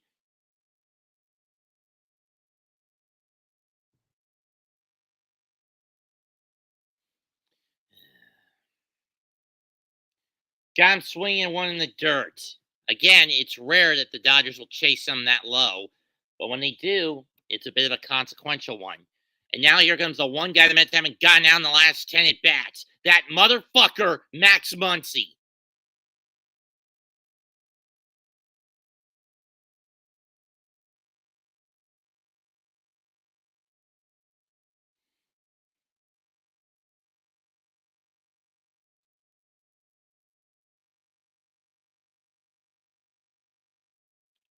Sweeper one outside 1-0.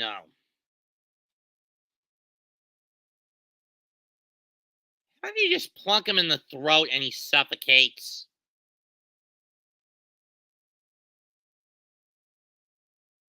Ball 2. How about you just fucking plunk Muncy? Plunk him to where he's crippled and he can't go for the rest of the series. It gets rid of one cancerous pain in the ass.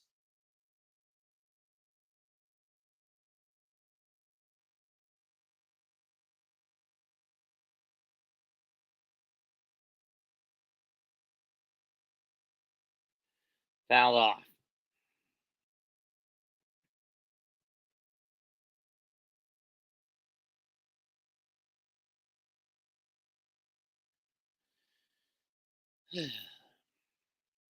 Yeah, and he's not going to get it. 2-1. And of course, by rule, defensive players are not allowed to go into the opposing dugout to get those kinds of catches. Pluto, why are you throwing away? You need to throw towards him. Stop throwing away, you piece of shit.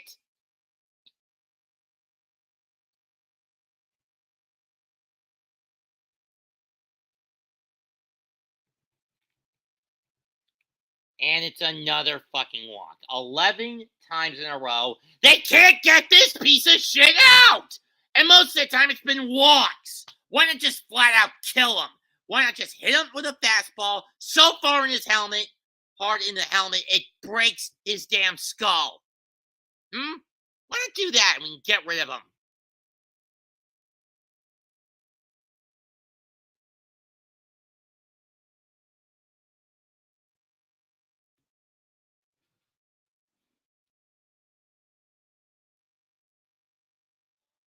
Strike 1.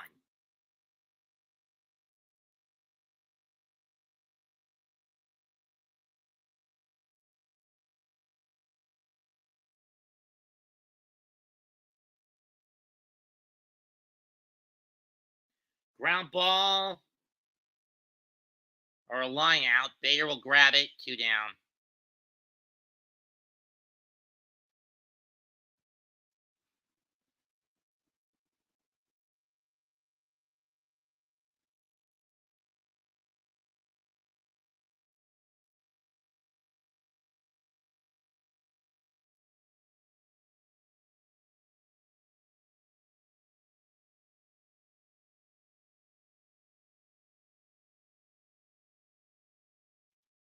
All one.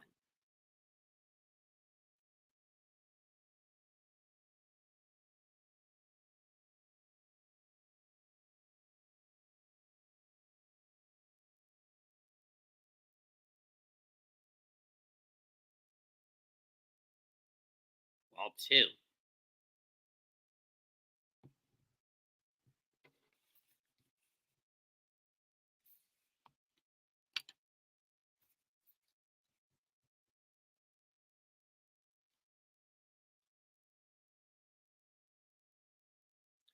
Strike one.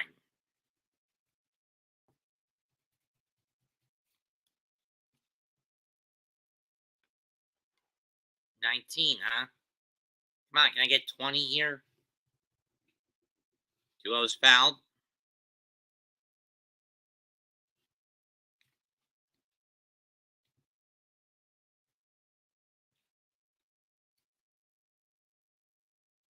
Two pitch.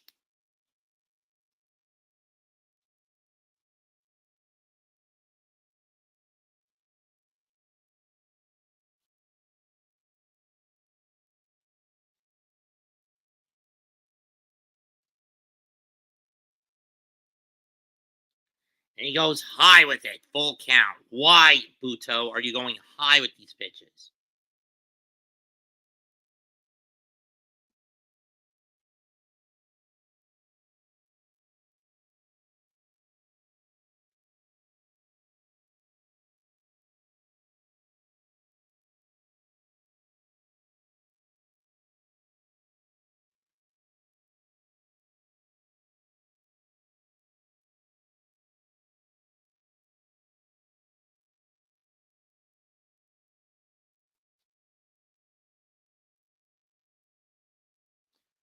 Stares at strike three. Mets get out of that inning relatively unscathed.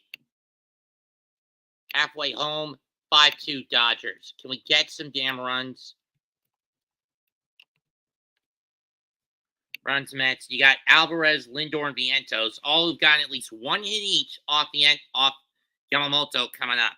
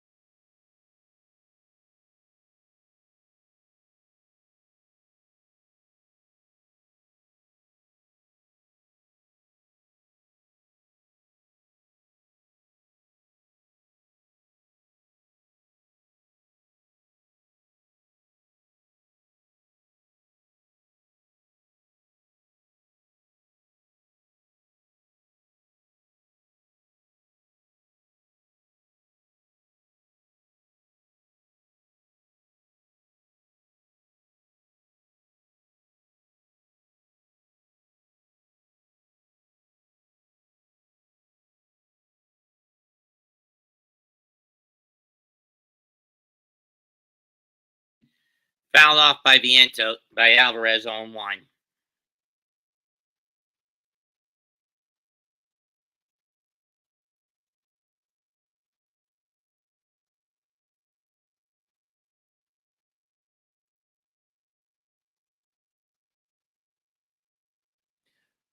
Oh, when he gets plunked in the hip. That's gotta sting.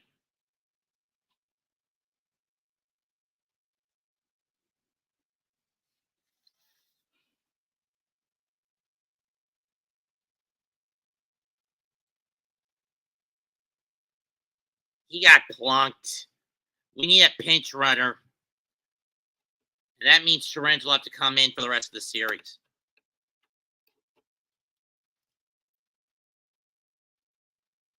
Now, I do want to stress, I don't think Yamamoto did that on purpose.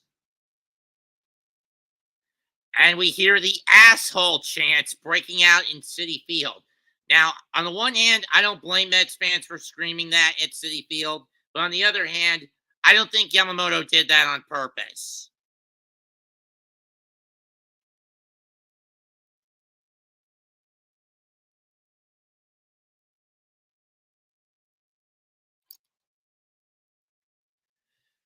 Just get a pinch runner in at this point. Call Tyrone in or Angel Acuna the pinch run, and then bring in Torrens to catch for the rest of the game.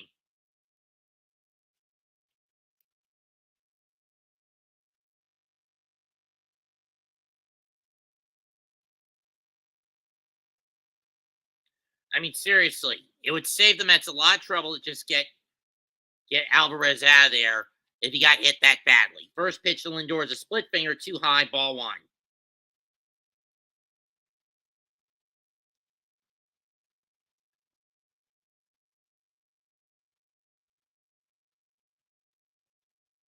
Ball 2.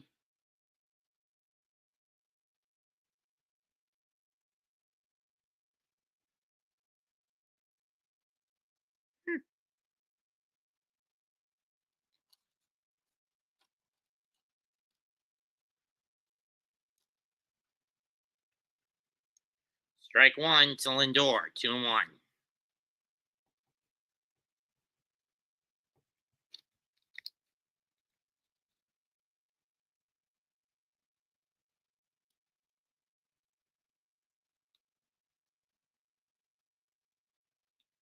Takes a curve, cuts a curve and misses, 2-2.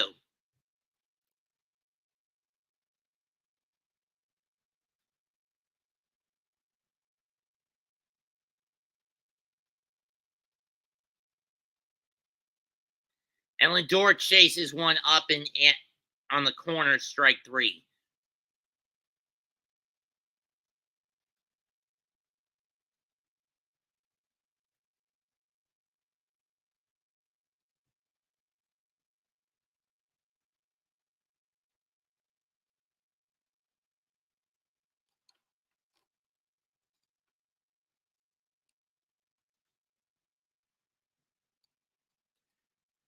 Here comes Evan Phillips to pitch, as Roberts is going to take the ball away from Yamamoto.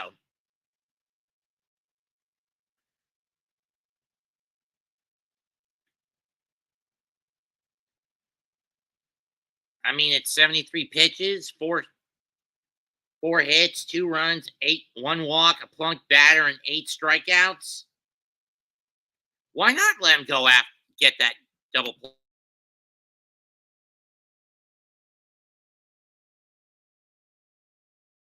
If I remember correctly, only Jack Flaherty has a decision as a starter for the Mets. I mean, for the Dodgers.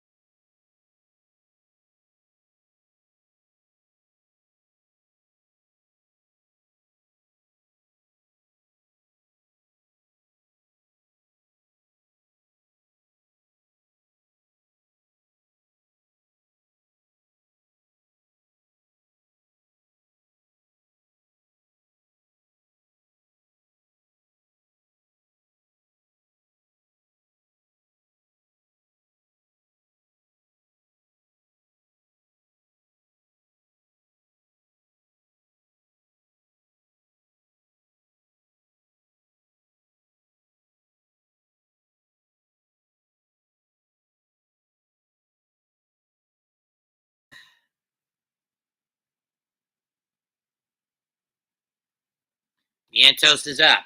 First pitch, he takes a sweeper, strike one from Evan Phillips.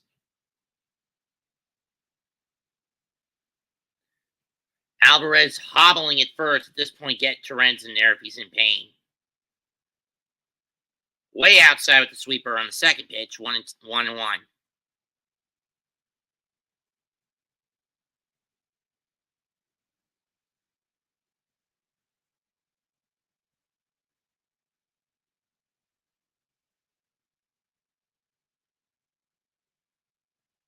Just missed in the outside part of the plate, 2-1.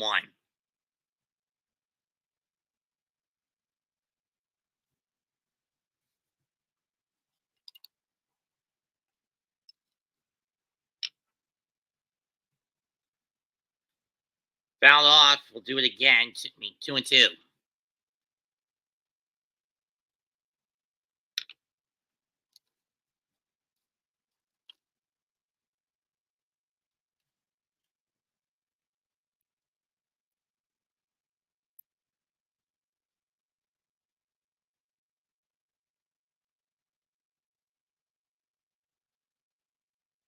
And Vientos just stares at a fastball, strike three. Seriously, you're going up against a new pitcher and you can't bother to take advantage, you damn cowards.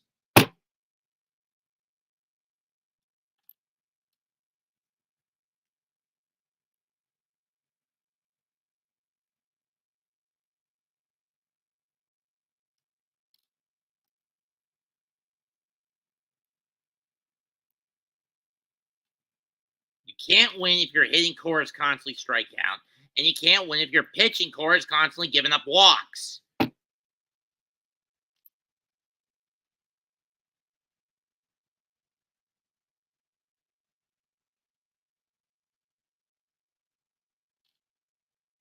Fastball is over and out, over the missing the outside edge, 1-1.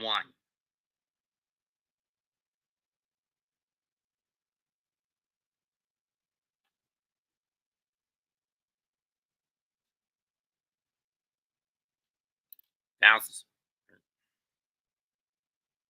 But again, why is Nimmo even in this game when he's got plantar fasciitis? It'd be better to just bring in either Jeff McNeil, Tyrone Taylor, or fucking Jesse Winker.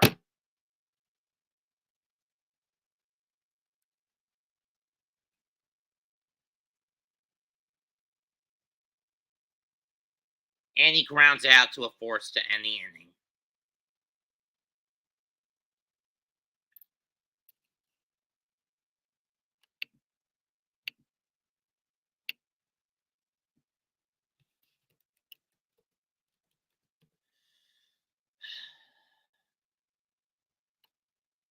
Through 5-2 Los Angeles. Can the Mets do me a favor and wake a fuck up in this series? If you don't win tomorrow night, it's all over. The era of Grimace runs out.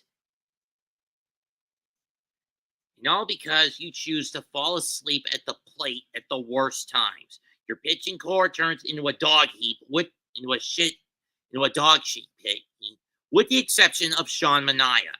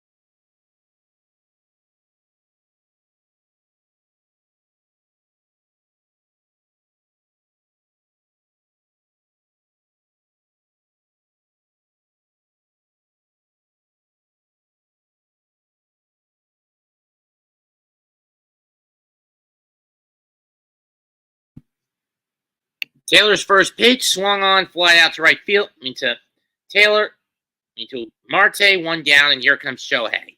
If you're Budo, what do you do with Otani? He's walked twice, and he hit a long ball to start the game.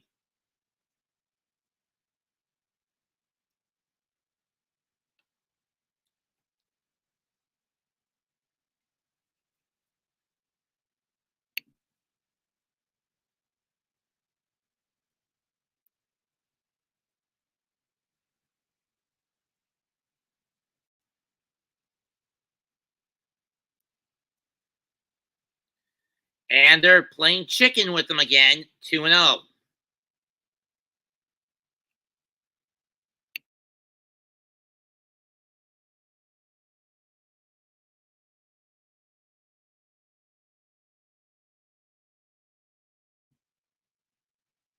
Ball three. Looks like Otani's going to get walked again.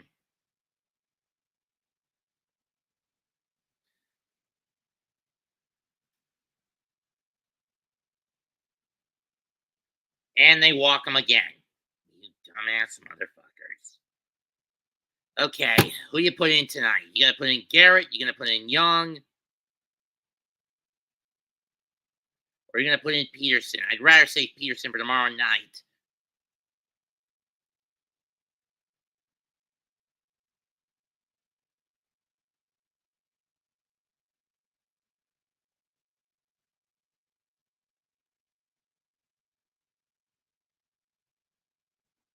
Maton.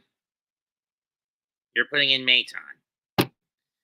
Whatever. At this point, I don't give a rat's ass. You want to kill yourselves with pitchers who can't mitigate damage control? Fine. Be my guest, Mendoza, you dumbass gambler.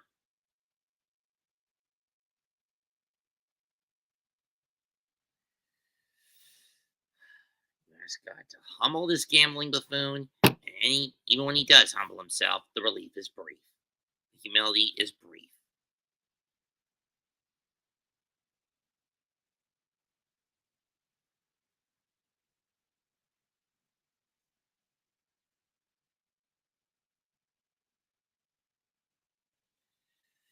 Next season, I want Mendoza's gambling kept to a minimum.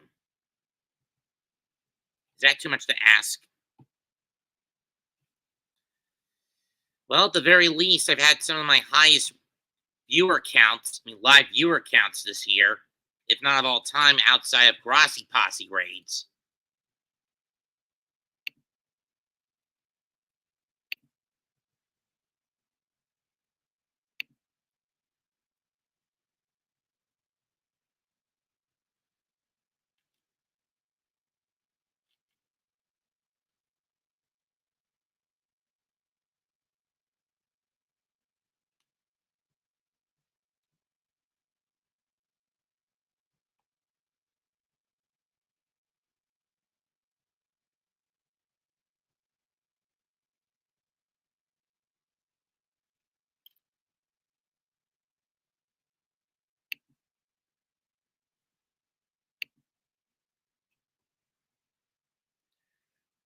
And trust me, folks, when I say I have no intention of doing tomorrow's game, the Mets are going to continue to be this sucky at home against the fucking Dodgers. We need one damn win just to force us back to LA where we could take the advantage. Just one damn win to force the Dodgers' hand where we can take them down in their home. Because there seems to be some bit of a paradox the last handful of years where we do better in Los Angeles than we do in New York against this team of scum.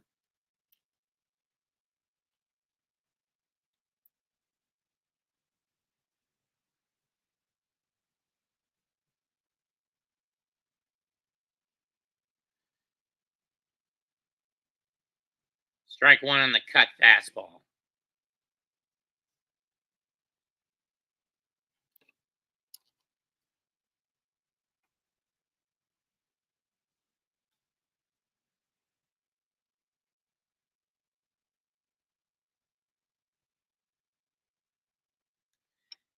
And what's the reason why this team is notorious for being bottom of the barrel in terms of walk to strikeout ratio with the pitching staff and have the highest walk total.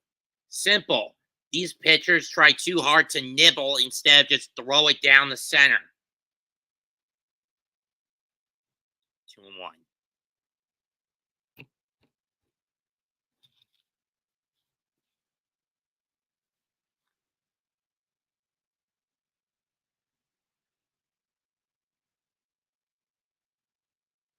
Fouled off 2-2. I mean, if Mendoza was smart, he'd pull both Nimmo and Alvarez. One's got plantar fasciitis, and one's probably got a dislocated kneecap at this point.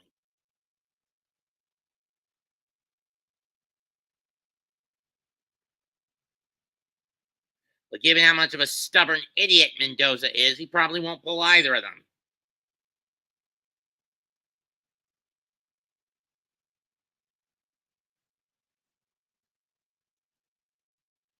And that's gone.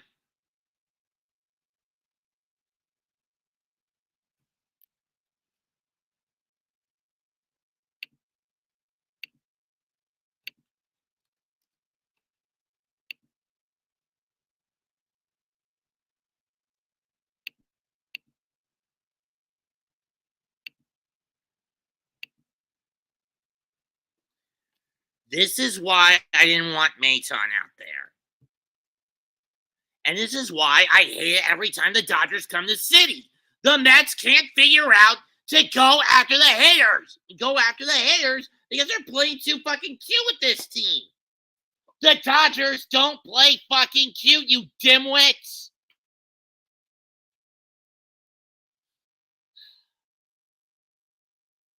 I want a manager who's fucking logical and knows the Dodgers' weaknesses inside out next season.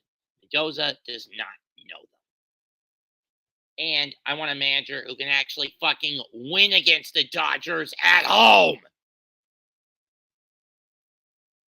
Mendoza is letting his cowardly, compulsive gambling habit strike again.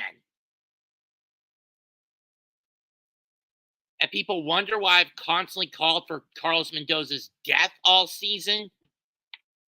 In the gambling habit. This is all gambling across the board. Gambling with the rotation, gambling with the bullpen, and gambling with a crippled lineup in batting configuration. These pitchers are more about nibble pitching. You know what that is? Trying to go for the corner and trying to get the ump to call strikes. When these umps are not going to call strikes on those pitches, and Hernandez gets walked. I didn't want Maton out here in this spot.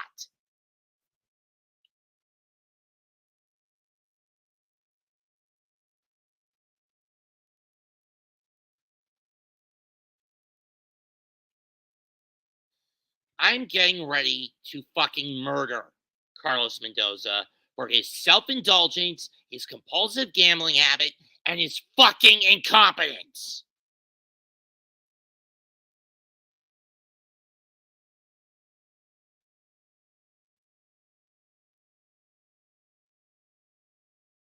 I'm really getting this close to the desire to murder him. To fucking let me repeat that. Mendoza is driving me to the point where I want to fly my ass up to New York City and fucking murder him for his incompetency. He's driving me to that point.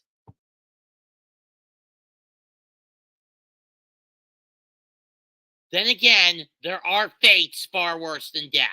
And for an incompetent boob like him, pink slips.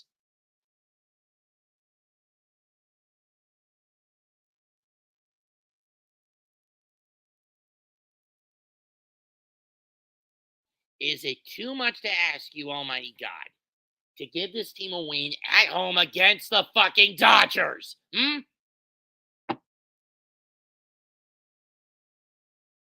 Force it out to Iglesias. Yes, they're not going to get Edman with that speed. 2 down.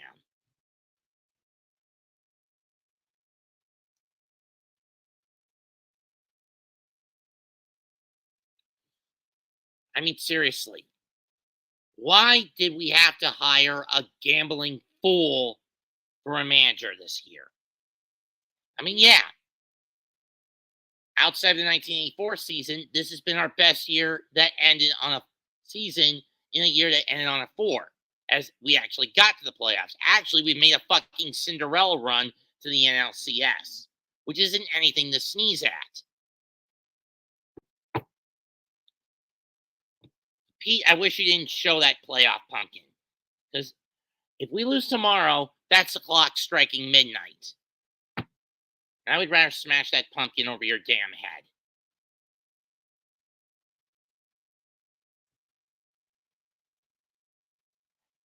And again, because of my commitment to the Mega Mets tomorrow, I have no intention of calling tomorrow's game. Will I track it? Yes. But will I call it? No. Strike three. Mets gather the inning, but they give up another two. 5.5 complete, 7-2 Los Angeles. Now, God, can you do me a favor and get the Mets some damn runs? Get them. Give them runs, not let them cough them up. I am really getting sick of this.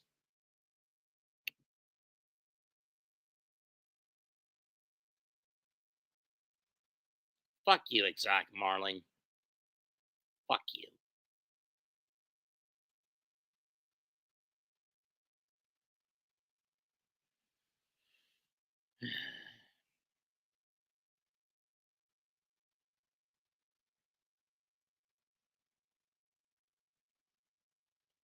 All I want is for Mendoza to construct a lineup logically, but instead, he's gambling with injured players. I mean, it's bad enough Nimmo has been playing through plantar fasciitis in his left foot. And he can barely move on the base paths, let alone in the outfield. Why didn't you start Winker tonight, you dumbass?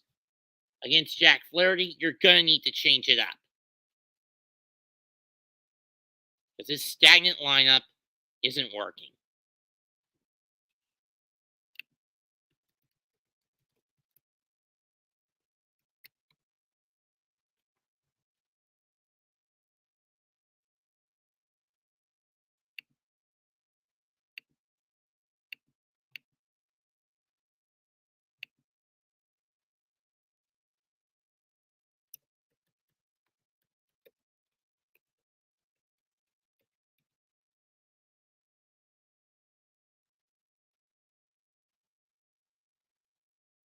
Shut up,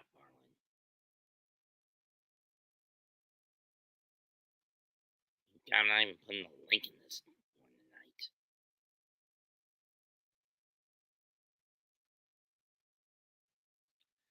Mostly because of how angry I am at this.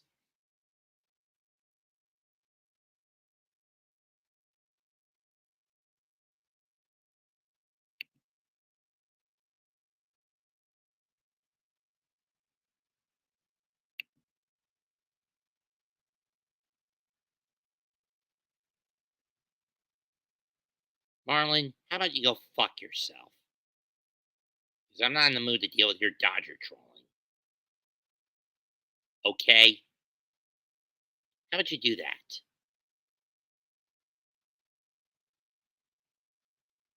Because unless the Mets can give themselves a fucking Ludovico treatment to flat out kill the Dodgers next season, I'm not sure if they can even beat this team anymore at home. Here's Nimmo.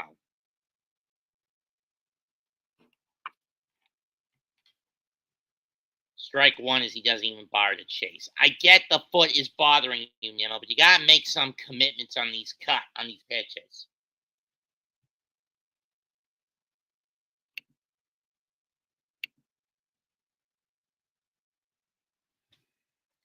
But then again, Mendoza is so stupid to keep bringing you out here on a bad fucking wheel.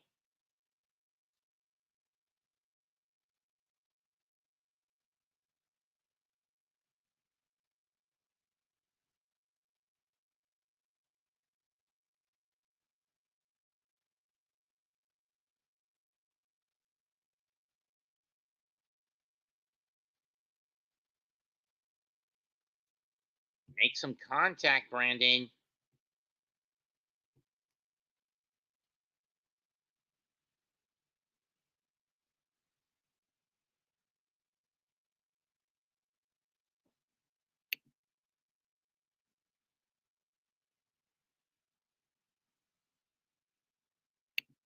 I got a better idea. Ban user and delete comments. See, you piece of shit.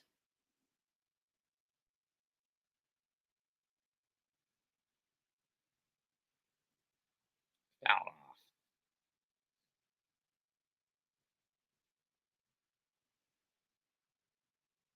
But how bad they've been playing at home against the Dodgers in the last decade or so, it don't look like that be happening.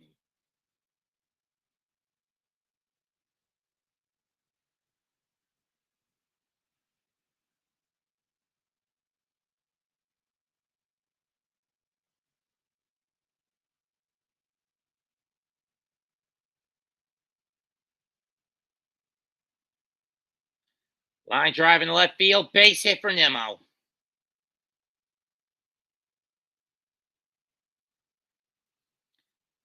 But you gotta wonder, how much pain is Nimmo in to get that hit?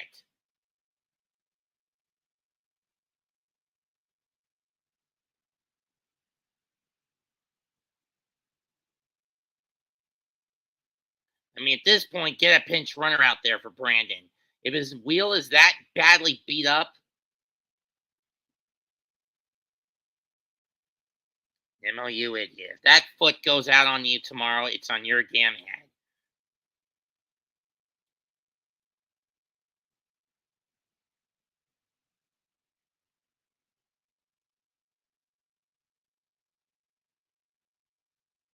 Nimmo, there are times where you need to be logical.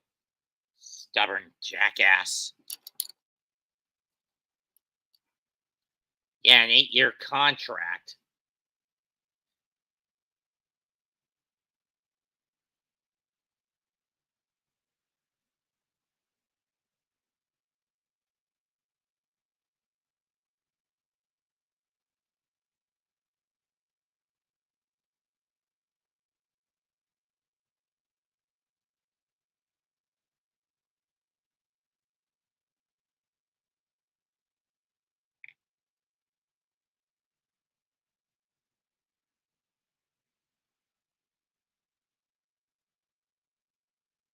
Two-0 pitch.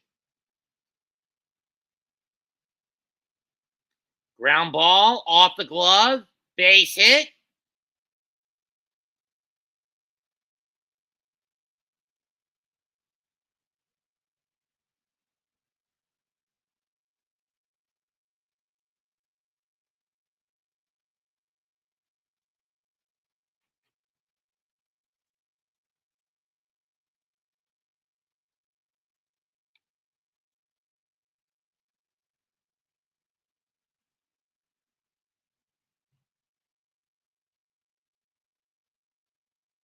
Especially when you consider how bad Martinez has been tonight. A walk and a strikeout and a fly out to shallow right.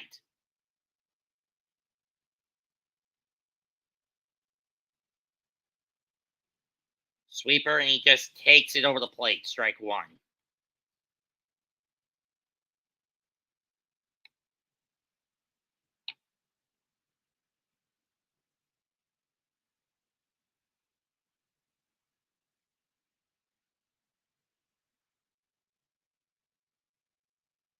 The problem with Martinez is he's been overly reckless.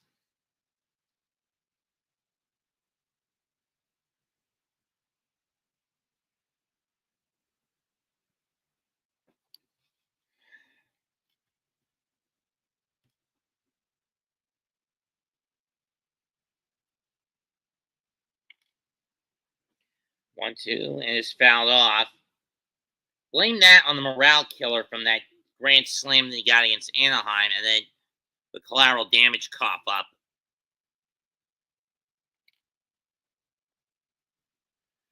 2-2 pitch. Make some contact, Jet. Maybe.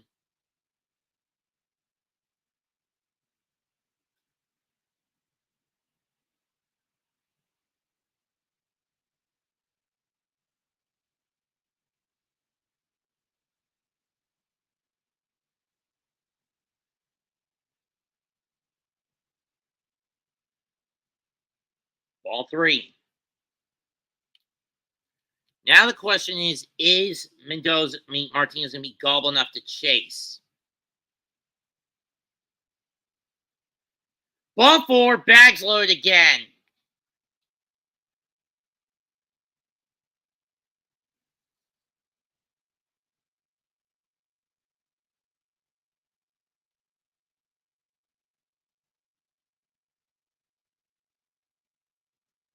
And Pryor going out to calm Phillips down. I don't blame him in this situation. Kind of like how I don't hold Yamamoto accountable for what happened in the Alvarez in the last inning. I truly don't hold him accountable for it. I mean, did he intend for that ball to hit Alvarez near the kneecap last inning? Even though it didn't amount to anything for the Mets? No. Did he still hit him with it? Yes. But it was a complete accident. He put too much velocity on the ball and it clocked.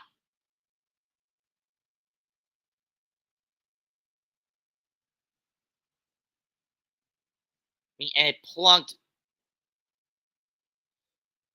the kid.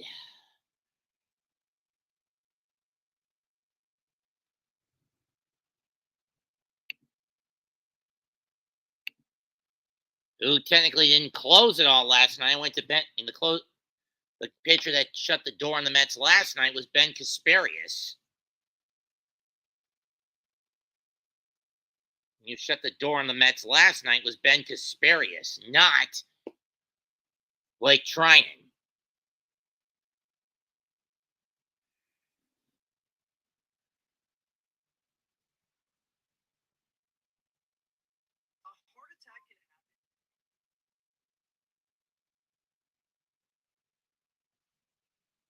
Strike one to Iglesias as he takes one on the inside corner. Fouls a sweeper on the outside, down the right field line, but it's going to hook foul. Foul into the seats, 1-2.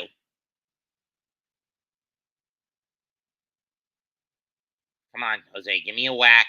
Make some contact here, you son of a bitch.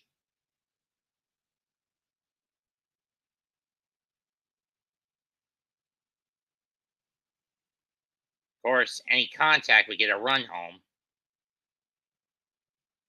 In the dirt, 1-2.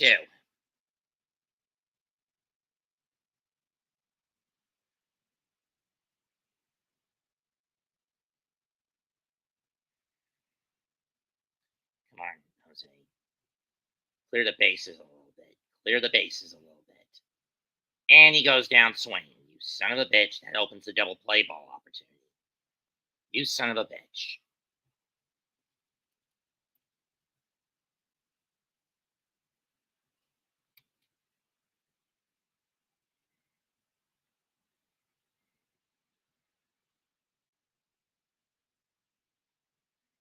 Should have been Winker. I mean,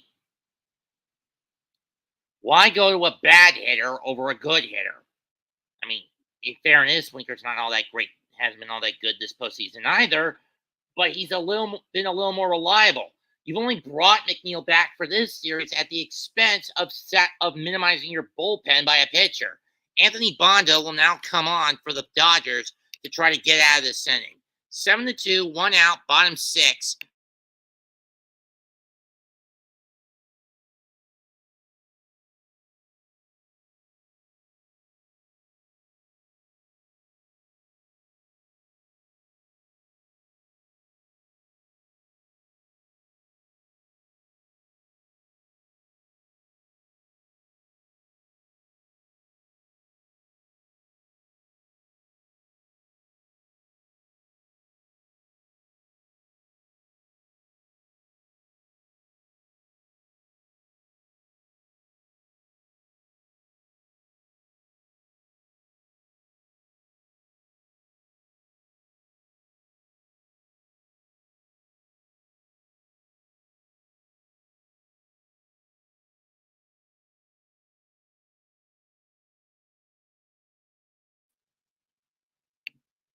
Again, I ask, why did you put in McNeil over Winker, you son of a bitch? This is gambling.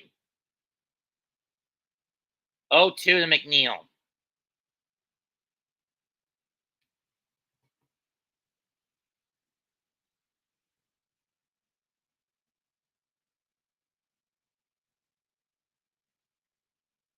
Fouls it off again.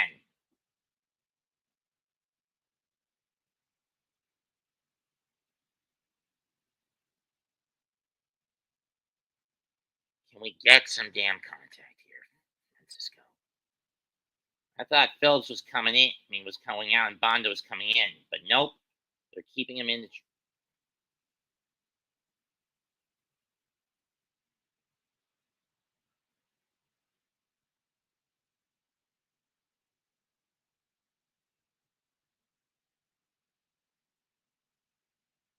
And we'll do it again.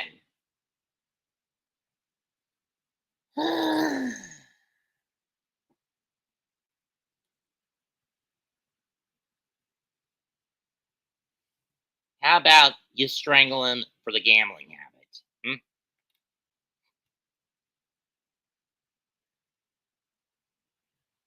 All one in the dirt.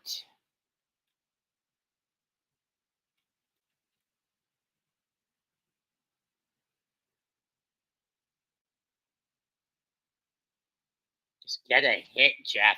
Make fucking contact.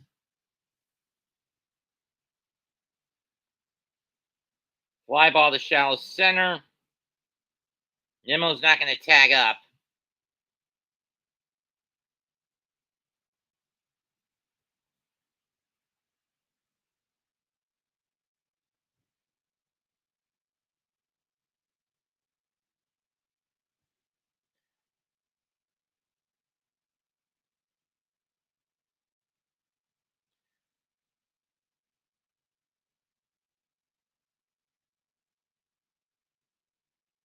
Seriously, why didn't you put Winker in the first place, you son of a bitch?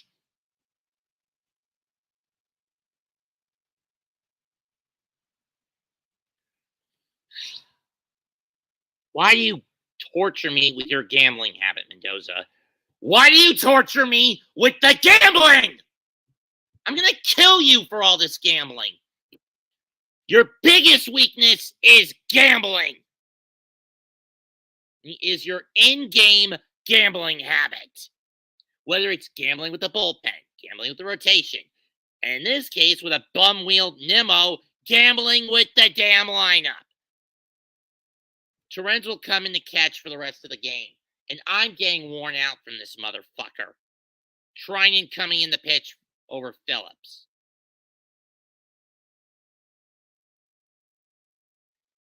And why does some tell me the Mets are going to waste this opportunity? Because of Carlos Mendoza's fucking incompetence.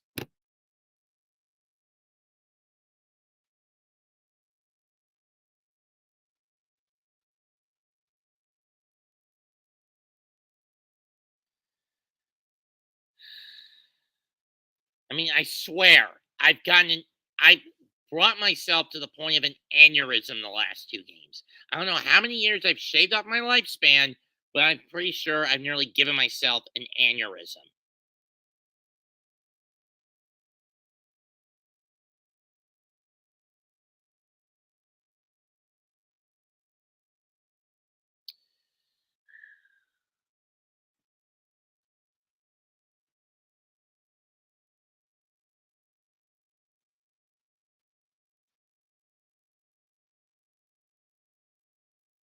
And I wish I was lying about the aneurysm.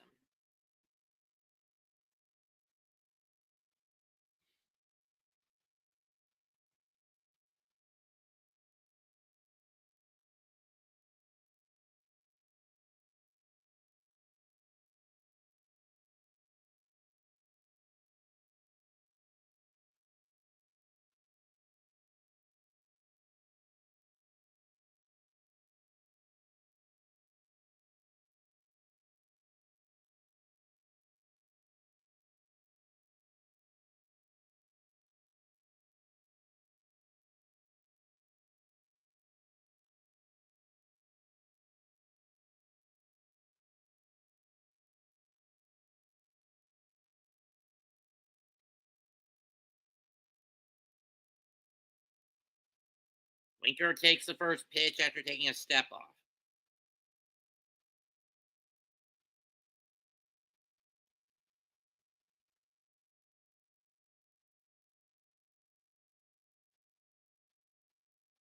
He doesn't even bother to chase that. Strike one.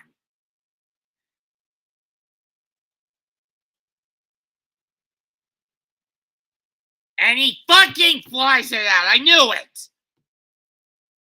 It was a deep right field shot, but it died at the track.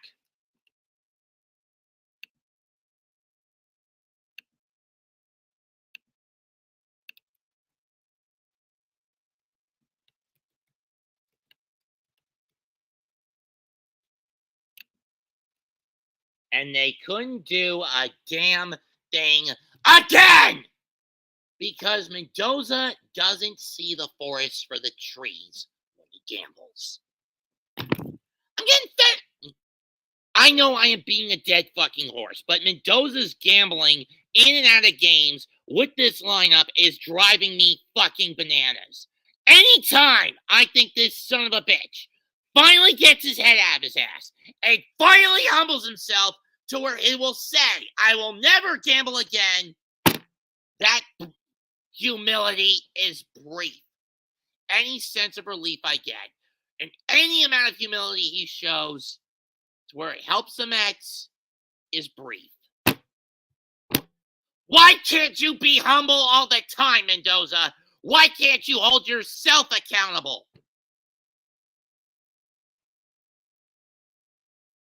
It's as much you're at blame for how this series is played out. I mean, Nimmo's got a bad wheel. Put him on the bench tomorrow night and let Winker play in left. Have Taylor in center and Marte in right. Or Bader in center and Taylor at right. Get Max Muncy out. Or if you have to, you deliberately cause violent harm to him, plunk him in the head to where he's fucking concussed.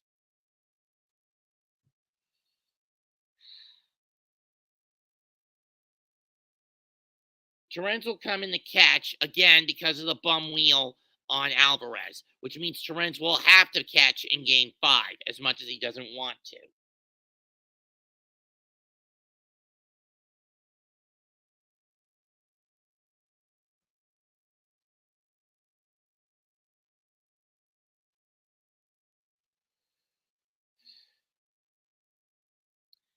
I swear, sometimes this manager drives me up a damn wall with the gambling habit. Why can't this team have a manager who's logical? I mean, Buck was pretty logical a couple of years ago, but then he was forced out of necessity to gamble with the pieces he had because pieces he lost due to injuries. And throw in Phil Maton being Billy Epler being a corrupt piece of horse crap.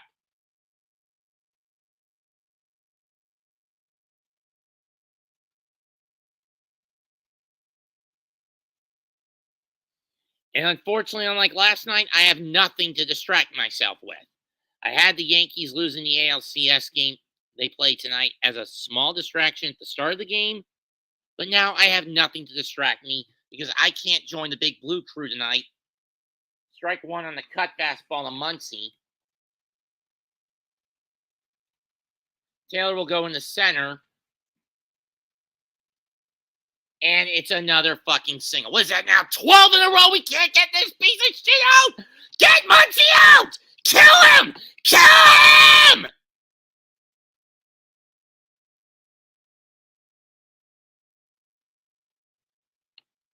If you have to deliberately get this bastard injured just to take him out of a game, do it tomorrow night.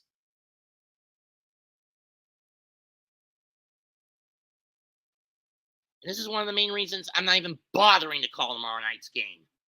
In the game tomorrow afternoon.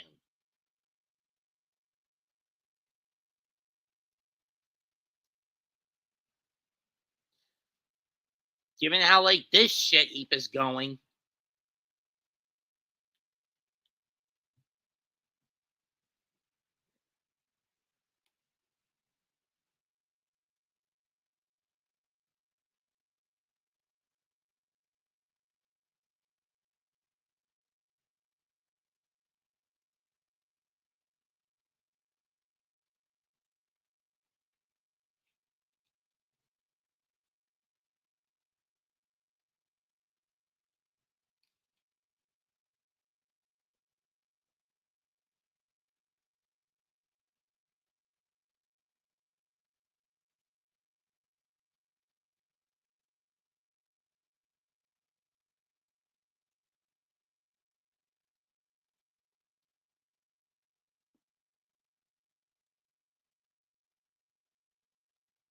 And Smith goes down staring at. 1 down.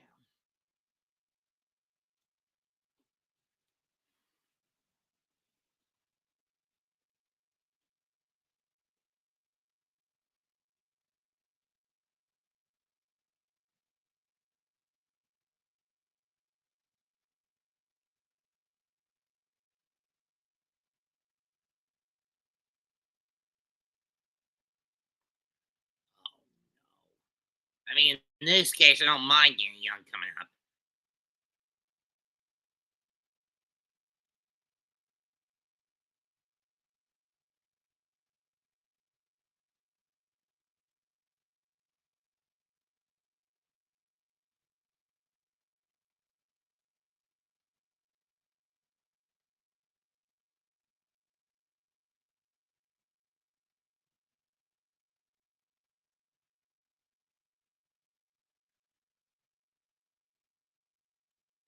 Two and one.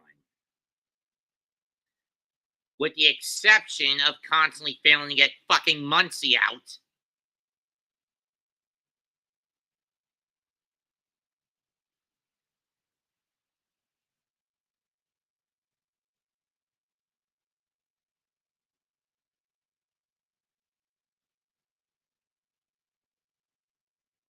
Fouled off. 2 and 1. 2.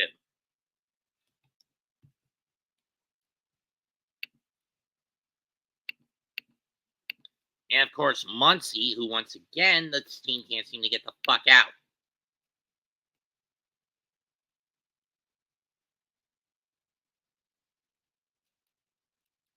And it punked him.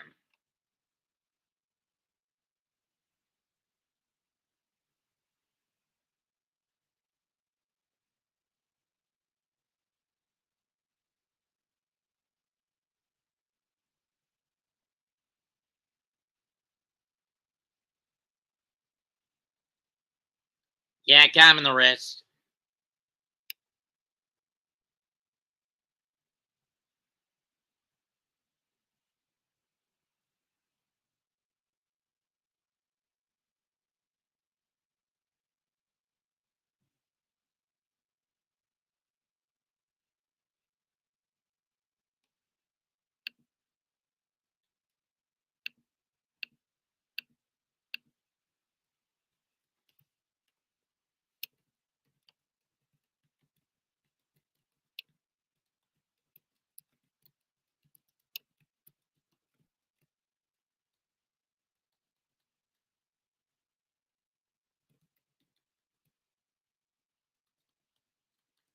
One.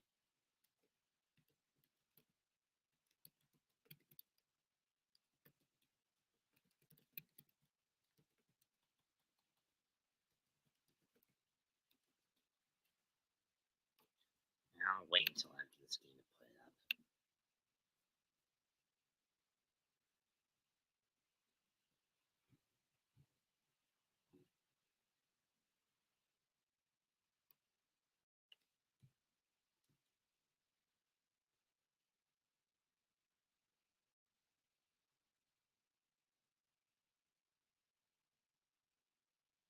One, two.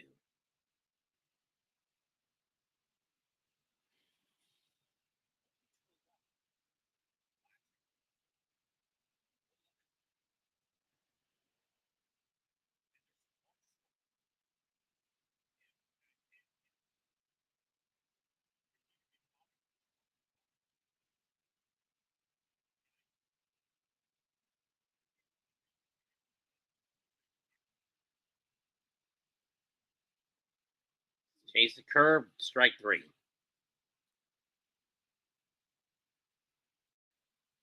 Maton's out. Young coming in.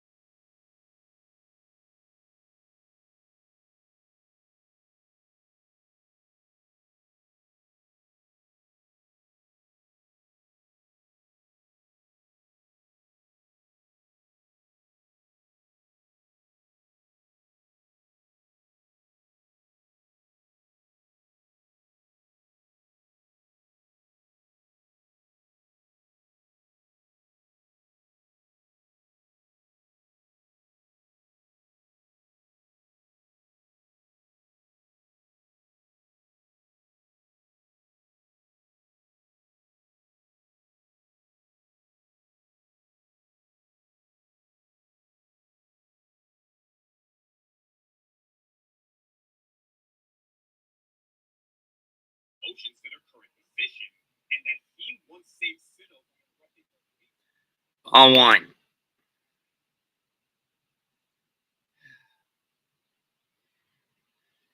Note to self. Wait till the World Series to do another game call. 1-2.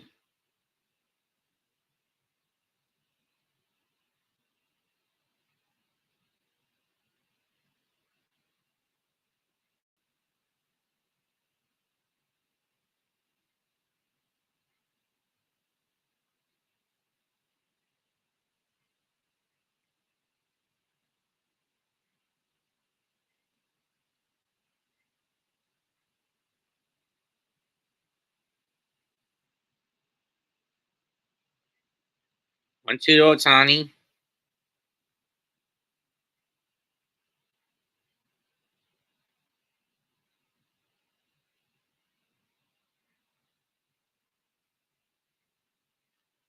And he gets a base hit. Or a grounder, never mind. Soft grounder to Iglesias. And that ends the inning.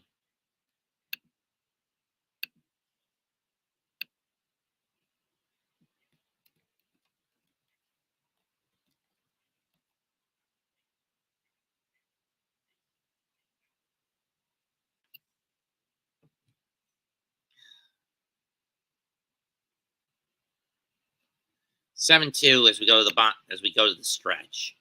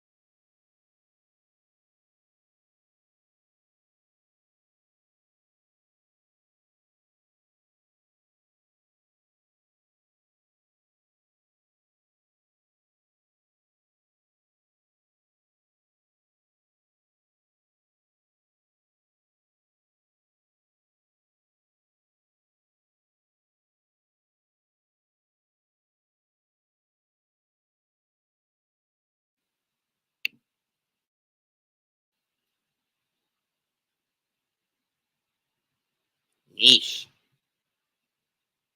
No yeet for the Saints.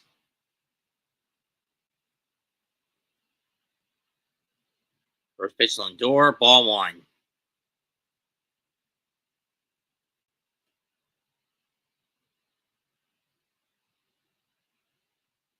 Ball two.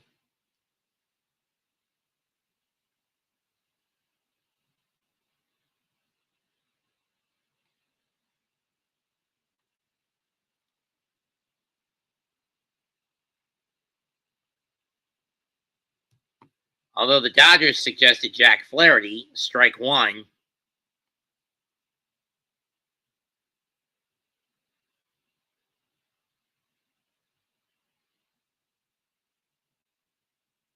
Three.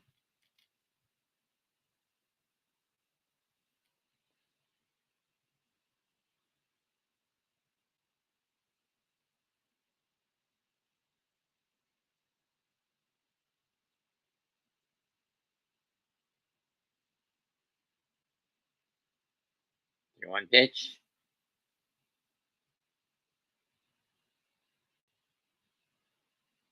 Base hit.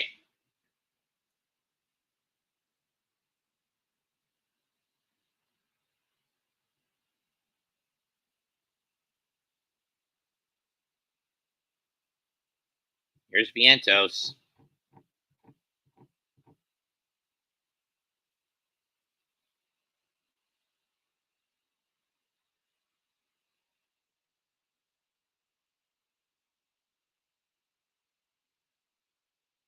And he gets a double play, Paul.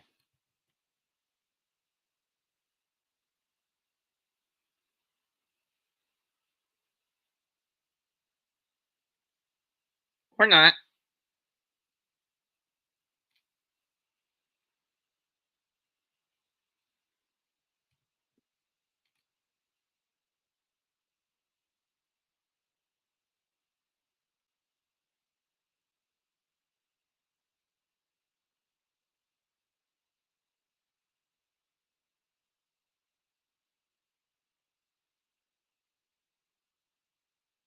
First pitch to Alonso now.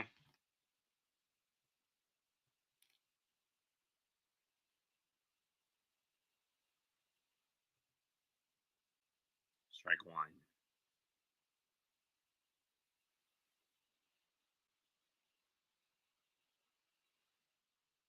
Ball one.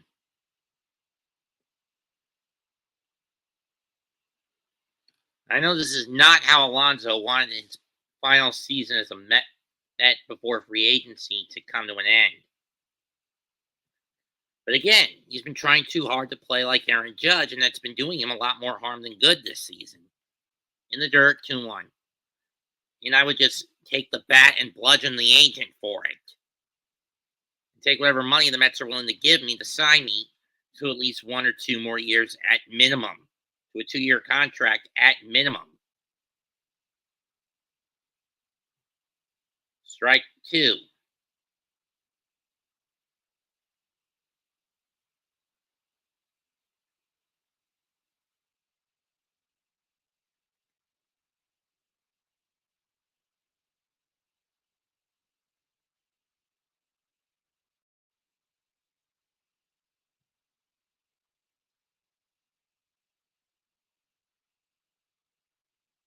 Two pitch.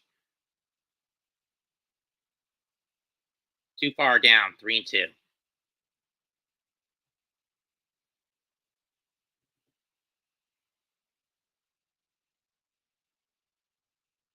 Bounce that one off. We'll do it again.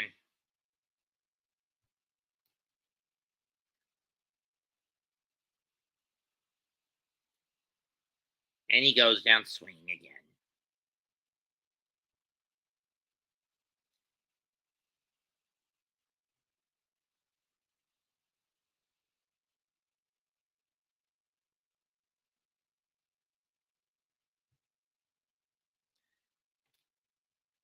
Again, I ask, why is Mendoza keeping Nimmo out there? I mean, I get it's of Nimmo's volition to stay out there. But here's the problem. You've got plantar fasciitis, which is a debilitating heel condition.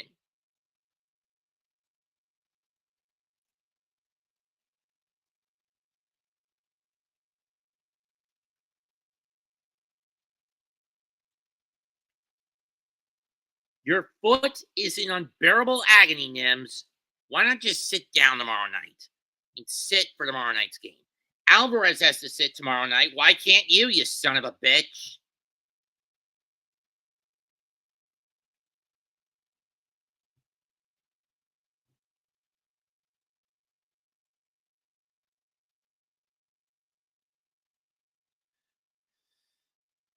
It's just something that is fucking frustrating me.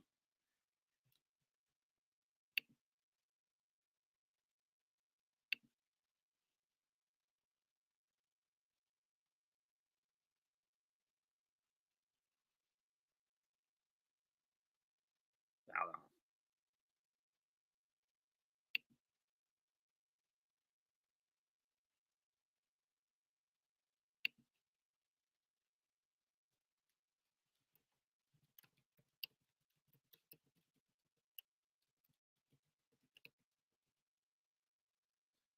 Line drive to left field. Base hit. That's good. Let Vientos move to third. Nimmo will have to hold up at first because of the bad wheel.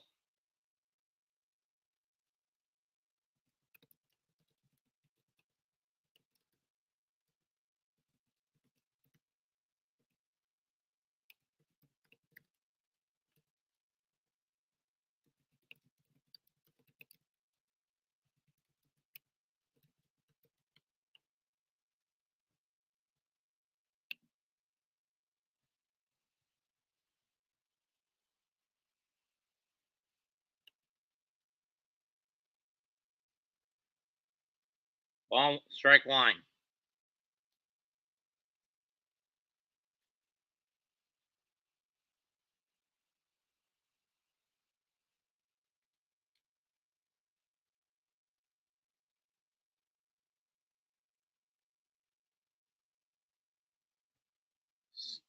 Why are you chasing that outside the zone, Starling?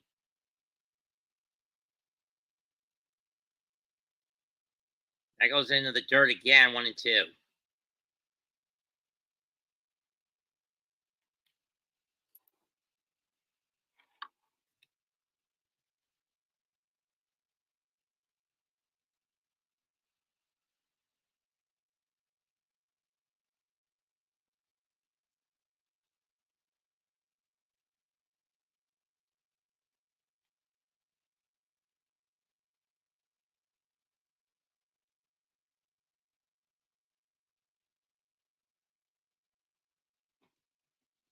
And a fly ball to end the fucking into the gap.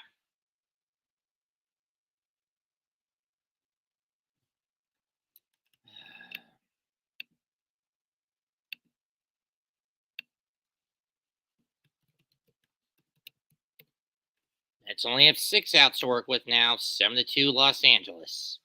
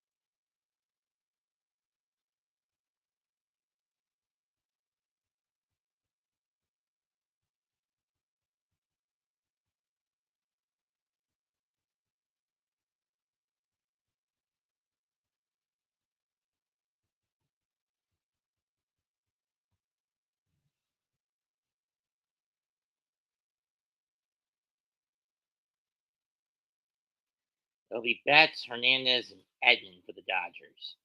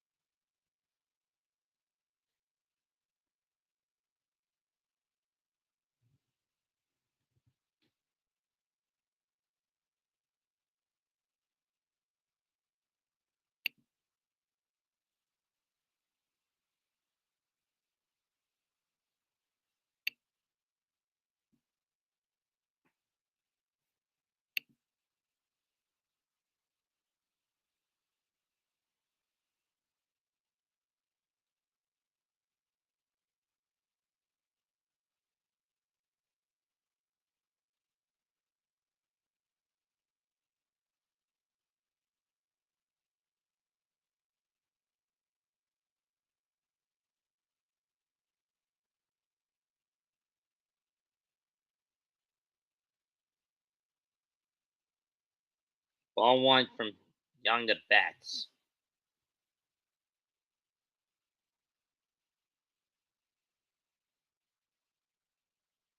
Foul ball 1-1.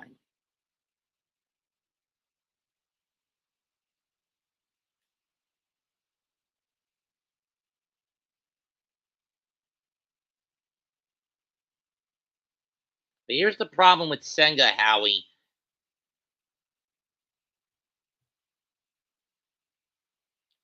He got butchered his last outing against the Dodgers. 2-1.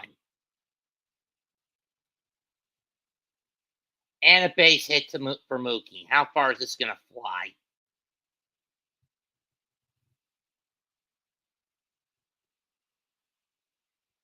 As far as I'm concerned, go to Peterson tomorrow night. That's driven into right field. Base hit. Marte will scoop it up to hold Betts to a single. Hi, Cave. What's good, man? I know Not, you've been going through. I know. Everything's been horse shit tonight. Once again, Mendoza's bad gambling habit. The fact that Nimmo's got plantar fasciitis in his left heel, which is why, in my view, he shouldn't even be starting tomorrow. Throw the dog mentality out the window. Don't start him tomorrow. Mm-hmm. And the fact that the Mets have only beaten the Dodgers like 5 times since 2016 in Citi Field is frustrating. For one reason or another, we do well. The Mets do well against the Dodgers when the ownership has ravine. But at home, they get made in the Dodgers, bitch. Yeah, this was. I can't figure out why. Yeah, the Mets came home for 3 games, man. They could have, if they'd have won both of these games at home, they would have been in the driver's seat. Everything was right here for them. And instead, Mendoza goes the gambling route. Severino and Quintana shit the bed. Mm-hmm. They can't get fucking Max Muncy out. Yeah, calm down. I know, man. I mean, at this point, I'd rather just deliberately throw a pitch at Muncy's head and concuss him.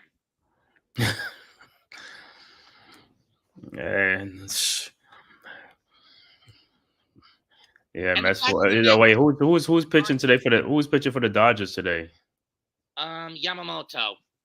Oh man, he shut the Mets down, huh? Well, he gave up 2 runs. Yeah. And the fact that the Mets are doing nothing but nibble pitches with an umpire who doesn't give a fuck for nibble pitches. Yeah, he said they nibbling on the corners. If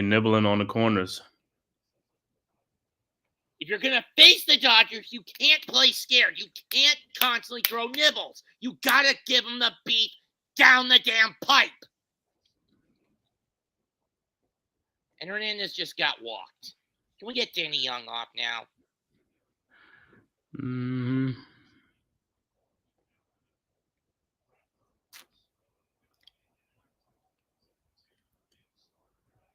And now Trey Meyer's coming in the pitch run for Hernandez. And now we got Alvarez out with a knee issue because he got plunked in the leg by Yamamoto back in the 5th.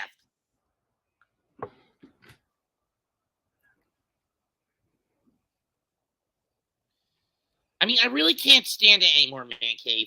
How much more do I have to put up with the Dodgers constantly making the team their bitch at Citi Field? How much more do I have to put up with Mendoza and his constant gambling? Right.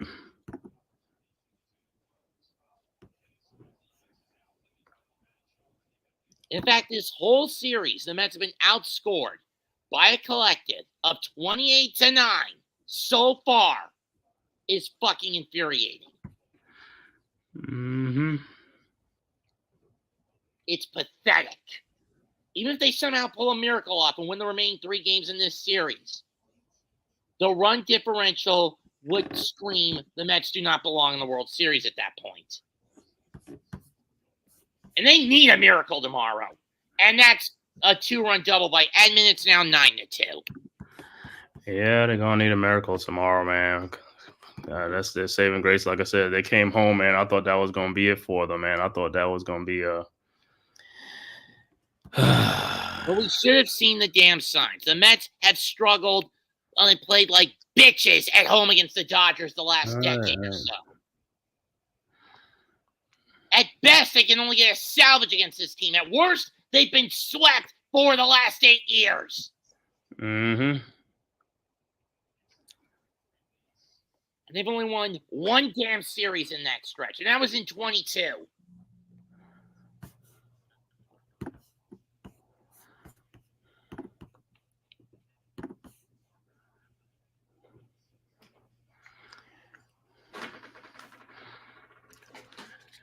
Yeah, just gonna have to chalk this one up, man. Base hit, runners on the corners. Get Danny Young out of there, you son of a bitch! Oh, calm down, calm down. I can't calm down, Man Cave. I mean, hey, there's nothing you can do. You know what I'm saying? The game is already out of hand. When Mendoza just throws pitchers out like this, you know he's punting the game away because he's being an apathetic asshole. Mm-hmm. Here's Kike Hernandez. Oh, that was him. Never mind. And here comes that motherfucker, Max Muncy, who they haven't gotten out in 12 consecutive at-bats.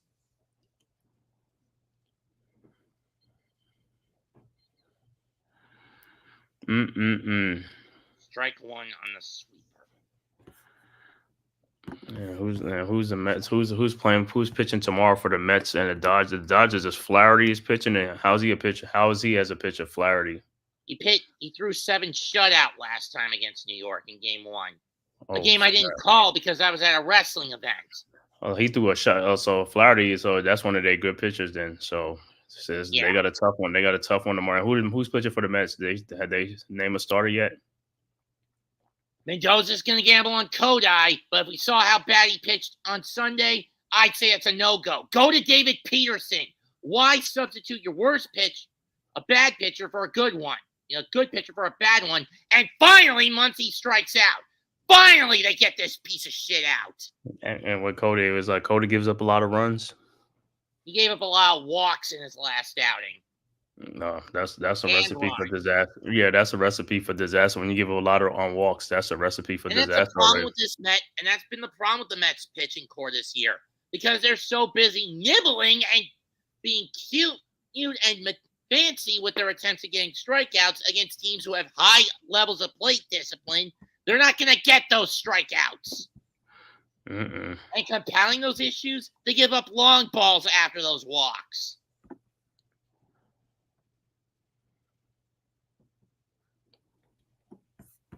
Fouled off. We'll do it again 0-1. 0-2.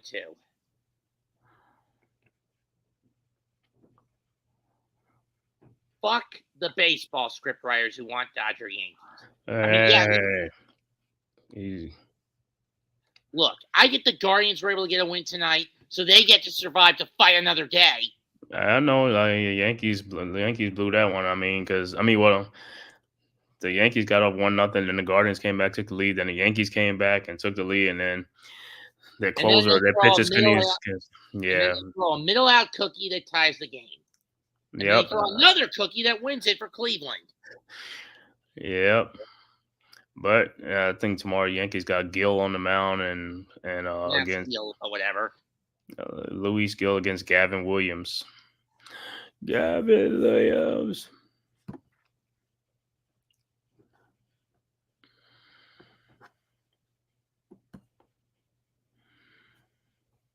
And a RBI single to center. It's now 10-2 Dodgers. Yeah. Why do I torture myself with a team who basically turns into fucking pussies against the Dodgers? Well, Mets, we got to really look at it. I mean, the Mets are overachieving. And like I said, you got to be happy with the way they played this season. I know they overachieved this year. This was supposed to be a kick the can down the road year, and I would have been fine with that. Hey, they gave you more than you thought they was going to do. You didn't even think they was going to make the playoffs this year, and they made the playoffs. They made the postseason. They made a deep playoff run. So it's good for them, man. It's like, and who knows? They might win tomorrow. You just never know, man. I mean, it looks bleak right now. That's how it looks. It looks bleak. Again, Man Cave, with how bad they play the Dodgers at home, it's going to take a fucking miracle tomorrow. Hey, that's why they call the Amazings, right? The Amazing Mets. So you never know, man. Just when you count them out, they might come up tomorrow. Never know. Remember, 88, It was the mighty Mets, and they blew it against the Dodgers. Fly Yeah. ball is hot, heads to center. Taylor's under it. He makes the catch.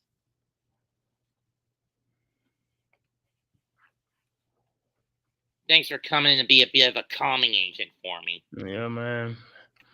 Hey, like I said, tomorrow's another game. They live another play another day, man. Just for the record, I'm not going to call tomorrow because of how pissed I am over these last two. How pissed you are, man. Hey, like I said, it's baseball season. It's October. Well, that and the fact I don't want to end. The reason I shirked a lot of game calls this year prior to joining the crew, aside from how it's set up on my TV and my laptop, is I don't want to end up like my dad, basically tunnel vision work, I know. or it fries my brain. Yeah, hey, you just take a little at a time, man. As far as the game, don't get too emotional in the game because at the end of the day, you get all overexcited and they come back and win the game. Not this one, but They couldn't even sometimes do it it could be a last. 3-4. Yeah, and if they down 3-0 or 2-0, they could come back and win the game, just like they did against what was that, Milwaukee? Was that Milwaukee when Lindor hit that grand slam? It was Philadelphia, and they were only down Philadelphia. 1. Yeah, man.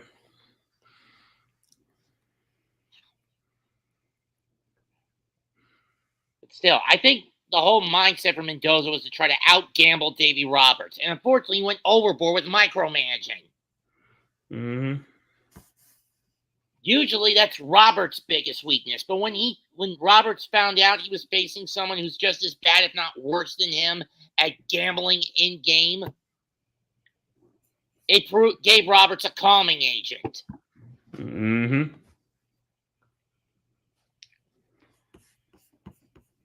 And here comes Shohei with a chance to really put the nail in the coffin. Especially in the situation he thrives in. 17 of his last 22 with runners on base, he's whacked. Mm-hmm. They walked him 3 times, he's grounded out, and he hit a solo bomb to start the game.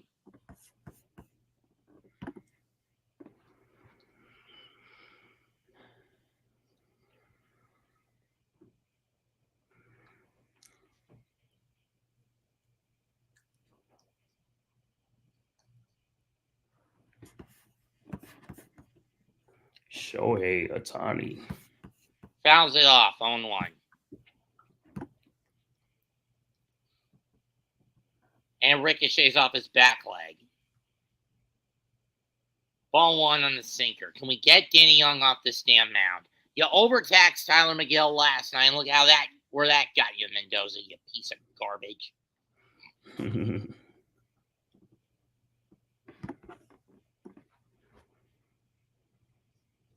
You shipped out Ottavino for McNeil, who is not fully recovered for his hand injury. Bad move, because you shorthanded your bullpen, you dumbass. Fouled off. Get Shohei out with the bases loaded.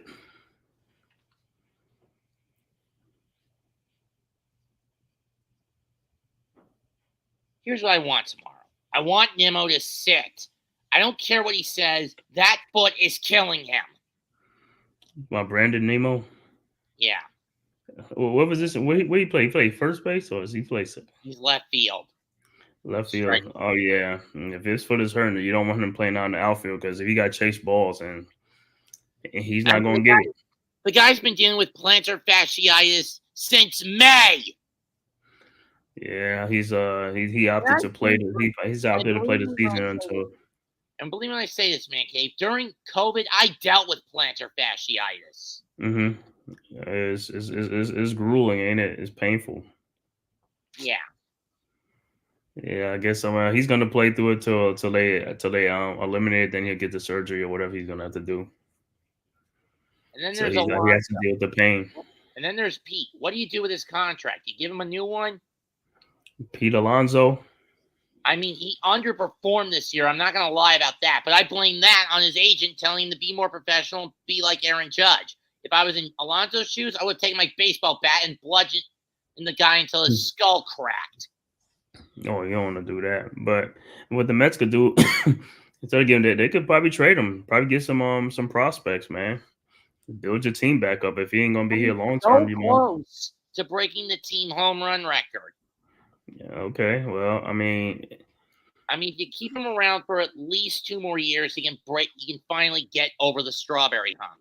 yeah, but the thing about it, you give him the contract you give him is not going to be a 2-year contract. It's going to be like what 5-year or 6 year, 7. It's not going to be a 2-year contract.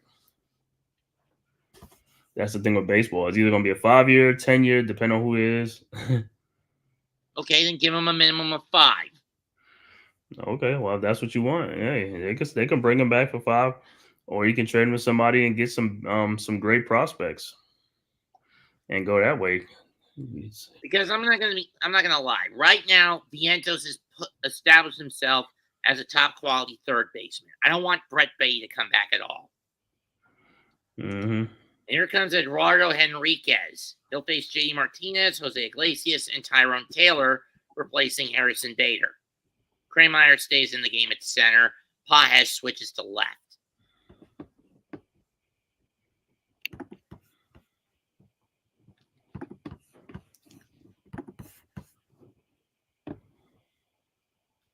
I had over 30 people in here at one point. Yeah, I mean, they watching the game, but because the Mets losing, so they probably gone. They was if the Mets was winning, it'd be different, right? No, I think it was also a good chunk of Dodger fans that were in here. That's a good thing. That's also good too. That's good.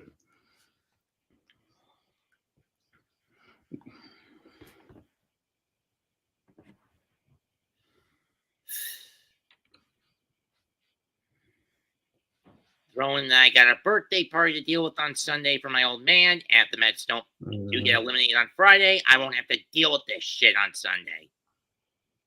First pitch is a ball out low and in. Why not just put Winker in for Martinez at DH tonight, huh? Mendoza.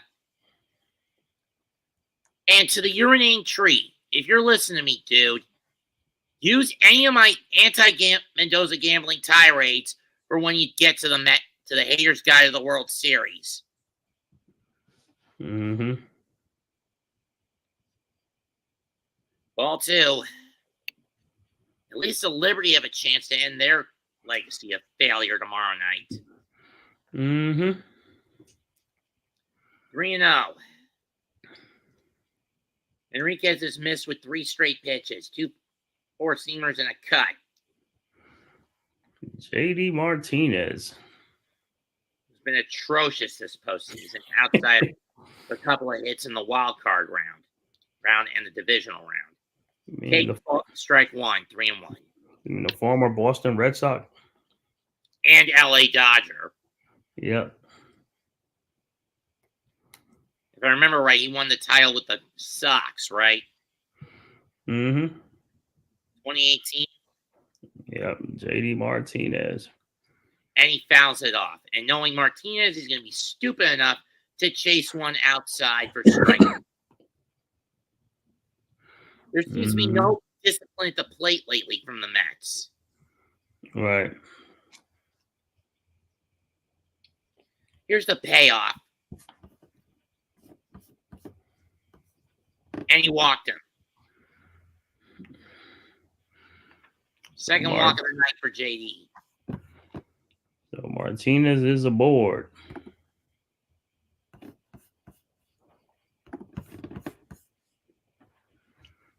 When I'm done with this, I'm going to set up a couple of more Mega Mets podcast episodes. Okay. All right.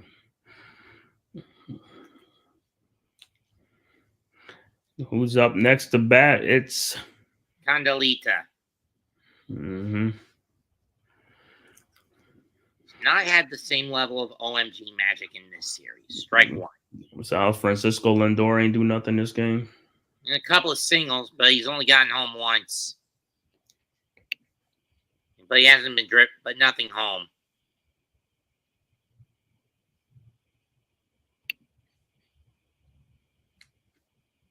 Ball 1. Well, who they got left in the bull? Who they have left on the bench, dude? Nope. Other than Luis Acuna to pitch. Nobody. Mm-hmm. Seriously, putting in a position player at this point, that's the ultimate punt.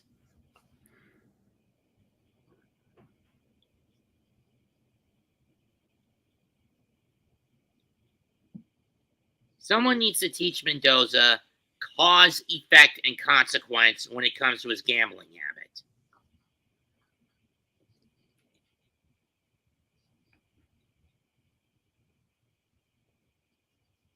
habit. What happened?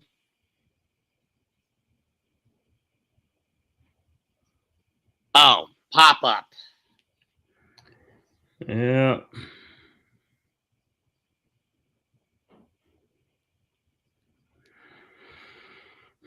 The Mets lost to Bueller yesterday, right? Bueller. Well, technically, Bueller didn't even get to the fifth. They pulled him after 4. Oh, so yeah, you don't get credit. They lost to Kopech. I mean, the guy who got this decision was Kopech. Yeah, because I think you got to go at least 5, right? Yes. And tonight for the Dodgers, the decision will not go to Yamamoto. It's going to go to Evan Phillips. Ball 2.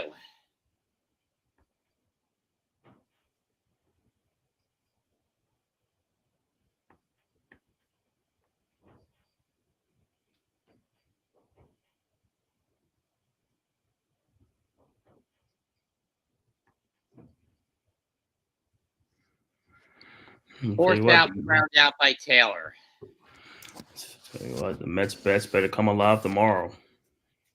Yeah, but here's the thing. Mendoza's gambling habit, combined with injuries to Nimmo and Alvarez, this is the ultimate low point of the Mets' playoff push. And then you say they're facing Flaherty tomorrow. He's a great pitcher. What is he? He's a hard thrower, or he just got different pitches? I think it's a bit of both. No, okay.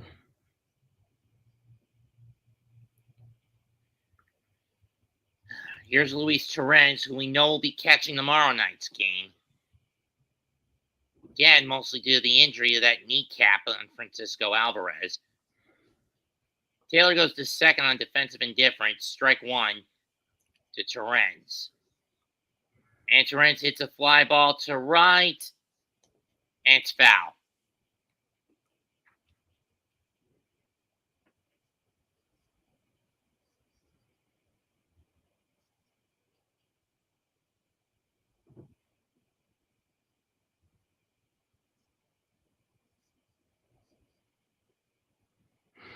Yep, that's what it breaks down. Runners in scoring position: 16 for 48 for the Dodgers, and only 4 for 26 for the Mets. Well, again, when you show a lack of discipline at the plate, that's a consequence. The Mets have gone overboard in aggression in this whole series. Mm-hmm. Between the two hitting coaches, who you want to get rid of, Jeremy Barnes or Eric Chavez?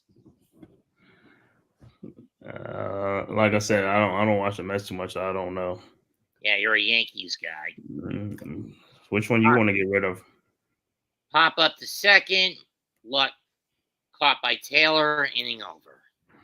I want to get rid of Barnes. The guy's aggression, has led to a lot of homers, but as a trade-off, it's led to a decline in batting average.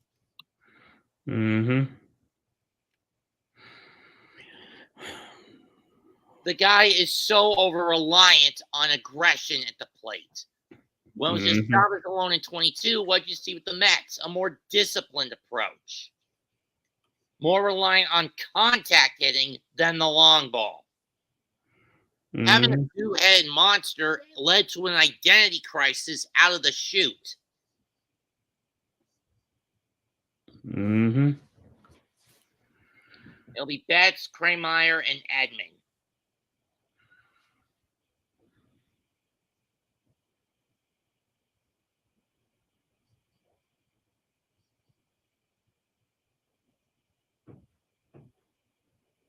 The fact that this fucker may go to midnight is infuriating. Yeah, the Yankees lost the game in extra innings. I'm aware. That was a good long game, but Got to get the dub. Got to get the dub.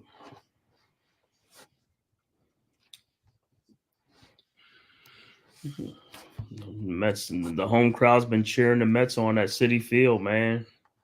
And it's not working. For the 43,882 that bothered to show up tonight.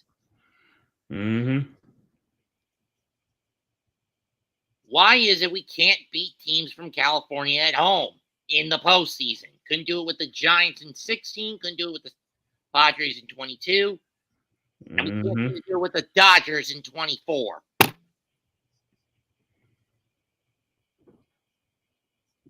I'm serious, man, Cave. Anytime I think Mendoza's pulled his head out of his ass and humbled himself into stop gambling, that humility and from him and that relief for me is brief. Right.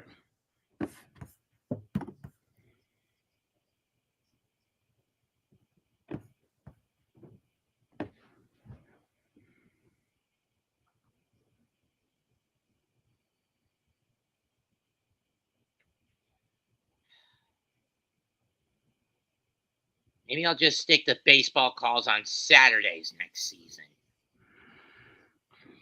Mm-hmm. Mostly to avoid blowing a freaking gasket. He said the Mets gonna drive you to do that. It's like, hey, you might be surprised. They might be better. They might be better next year. You know what the Mets playoff pattern is? It's make the playoffs, get knocked out, and then fail for a certain length of years. Mm-hmm. All want them facts. Can we please get Danny Young off that damn mound? 2-0. Homer, single, double. Well, the night for bets. Will he get the cycle? Mm-hmm. How rare is it to get a cycle in the postseason? That's very rare to hit for the cycle. And who's that? Mookie Betts. He has a chance to do it. Yes. What, he got a home run, a triple? He got a triple already? Double. He got a double. He got a home run, a double, and what? A A single? single. He needs a triple. And the triple is the hardest one because if you get the home run and the triple, yeah, if you get the home run and the triple first, oh man, yeah, then you can have a chance to hit for the cycle. But that triple is gonna be hard. 2 singles. Oh yeah, 2 singles. Yeah, he needs a double, triple, and a double. No, he just needs a triple. It's 2 singles, a double, and a homer he's got. Oh wow.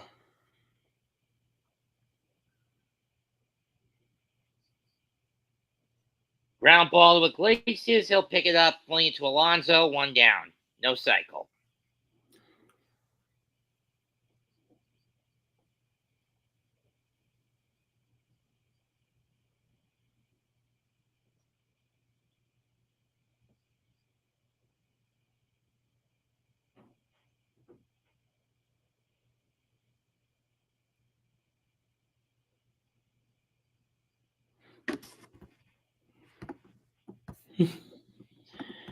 Yep. I mean, we know it'll be Torrens behind the plate tomorrow for the Mets, but what about in left? Strike 1, strike 2. Both swing at sweepers. One goes a little further out than the other.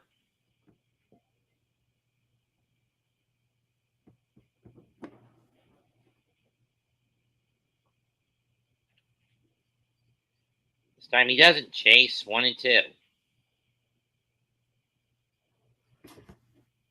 Where's the discipline? These last 2 games, the Mets have been going around like a bunch of chickens with their damn heads cut off.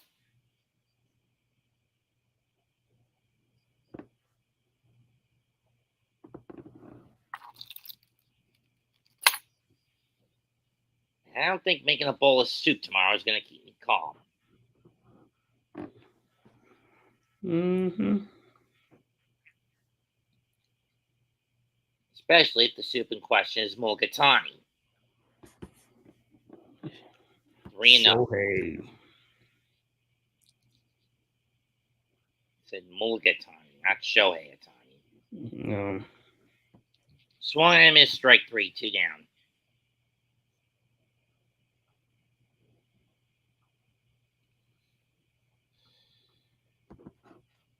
Here's Edman, who's doubled twice and driven in 3. 2 of which were on that double in the 4th inning. In the 4th inning, where Nimmo's mobility was heavily compromised because of the injury, because of the plantar fasciitis. Mm-hmm. Ground ball, Young to Alonso, ends the inning. It'll be up to Lindor, Viento, and Alonso at minimum to try to keep the Mets alive in this fucker. 10-2 Los Angeles going into the bottom of the ninth.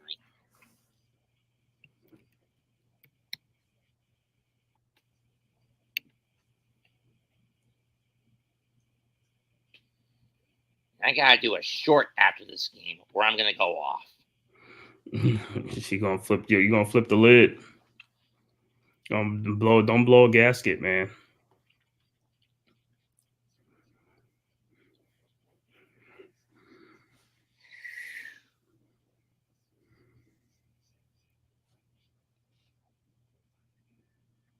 Like, I wouldn't mind tapping into the dark side of the force and frying the Dodgers with Sith lightning at this point, even if it causes me to kill myself. Don't do that, man. It ain't worth it. What do you want me to do? Put X-Lax in their whey powder drinks?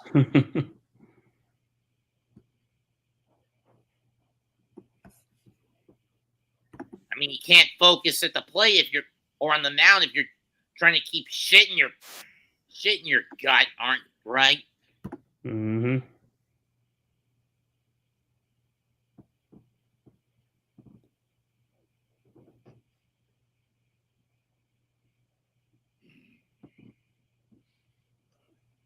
Thinking that would probably turn Steve Field in the new Oakland Coliseum. Have they torn that down yet? Nope, not yet. Or are they going to wait until after the season to tear it down? Yep. Because the Oakland A's are gone. Should have torn that down years ago. But then again, when you consider how much of a bunch of cheapskates the city's government is, not shocked. Right? Mm-hmm.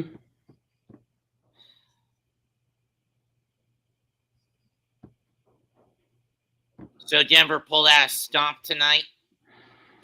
Yeah, they stomped the Saints. Bo Nick's starting to come into his own. Yeah, but the Saints got a lot of injuries, and they lost 2 more players in the game. Oh, I think 2 or 3 players in the game today.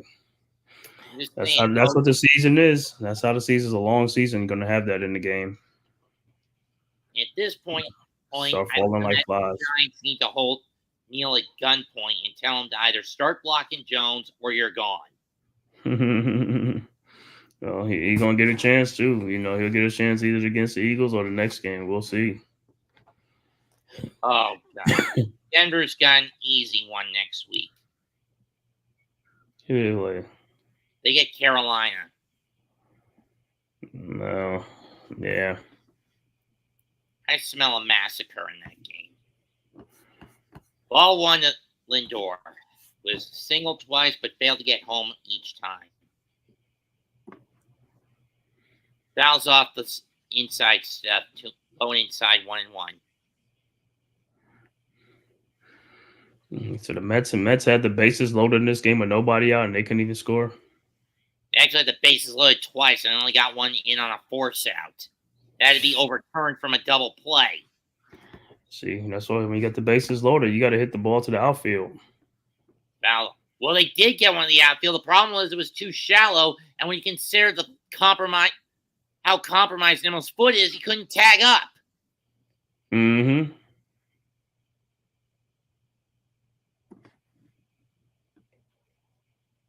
Even if that got in the mid-range outfield, he wouldn't tag up. Strike 3. Lindor down on strikes for the second time of the night.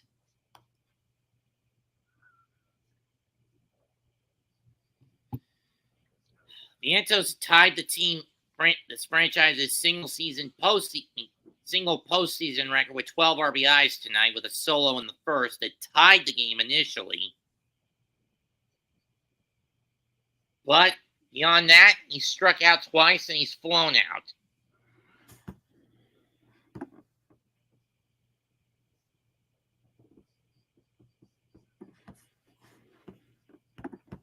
Strike one. Strike two on a foul ball.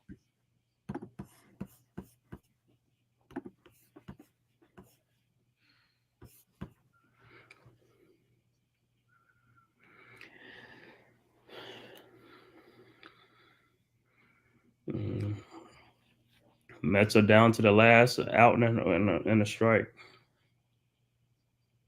Base hit by Vientos in the center. Okay. Henriquez against Vientos. And here's Alonso, who's done horribly tonight. Pete Alonso. Yeah. But then again, this whole series, he's been dog shit. And he's looking for a payday, right? Yep.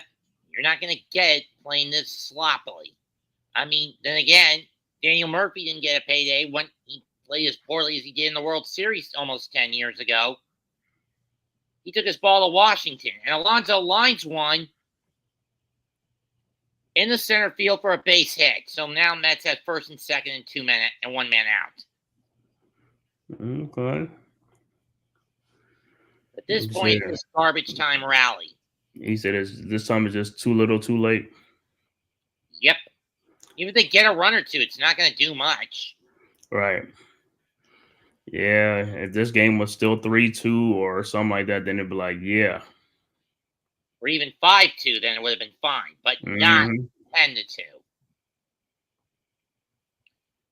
Nimmo, bad wheel and all. Coming up. 2 for 4 with 2 singles and an RBI on a force out. And double play ball, game over. Or just a force out, never mind.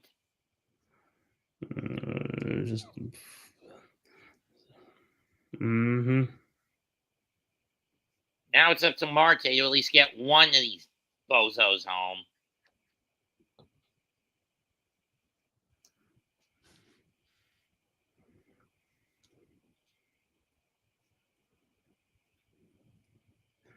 It's my Starling Marte.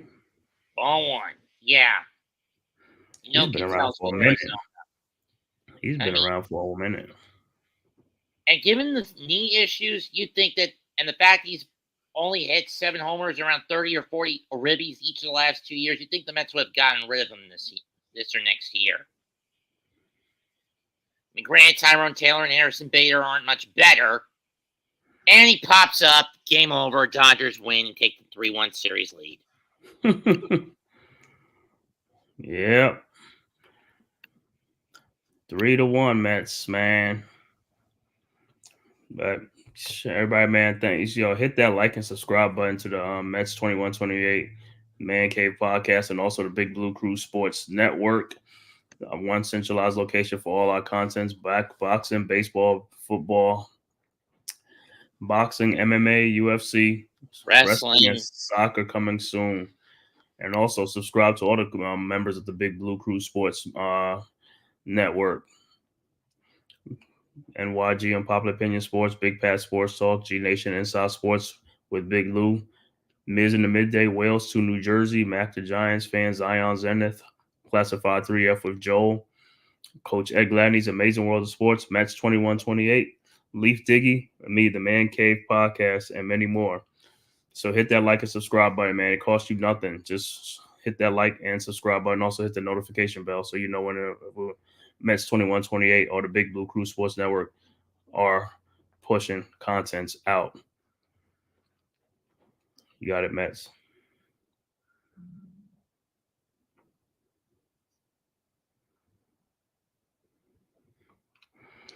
Final score from Citi Field: Dodgers 10, Mets 2. Dodgers go up 3-1.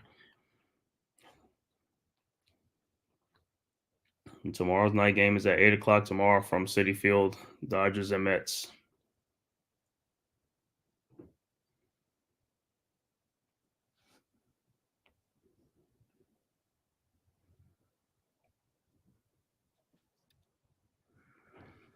Sorry about that, Man Cave. I was doing my short. Oh, go ahead. Go ahead. Yeah, finish it. Yeah, you could end the stream. We good. Hang on.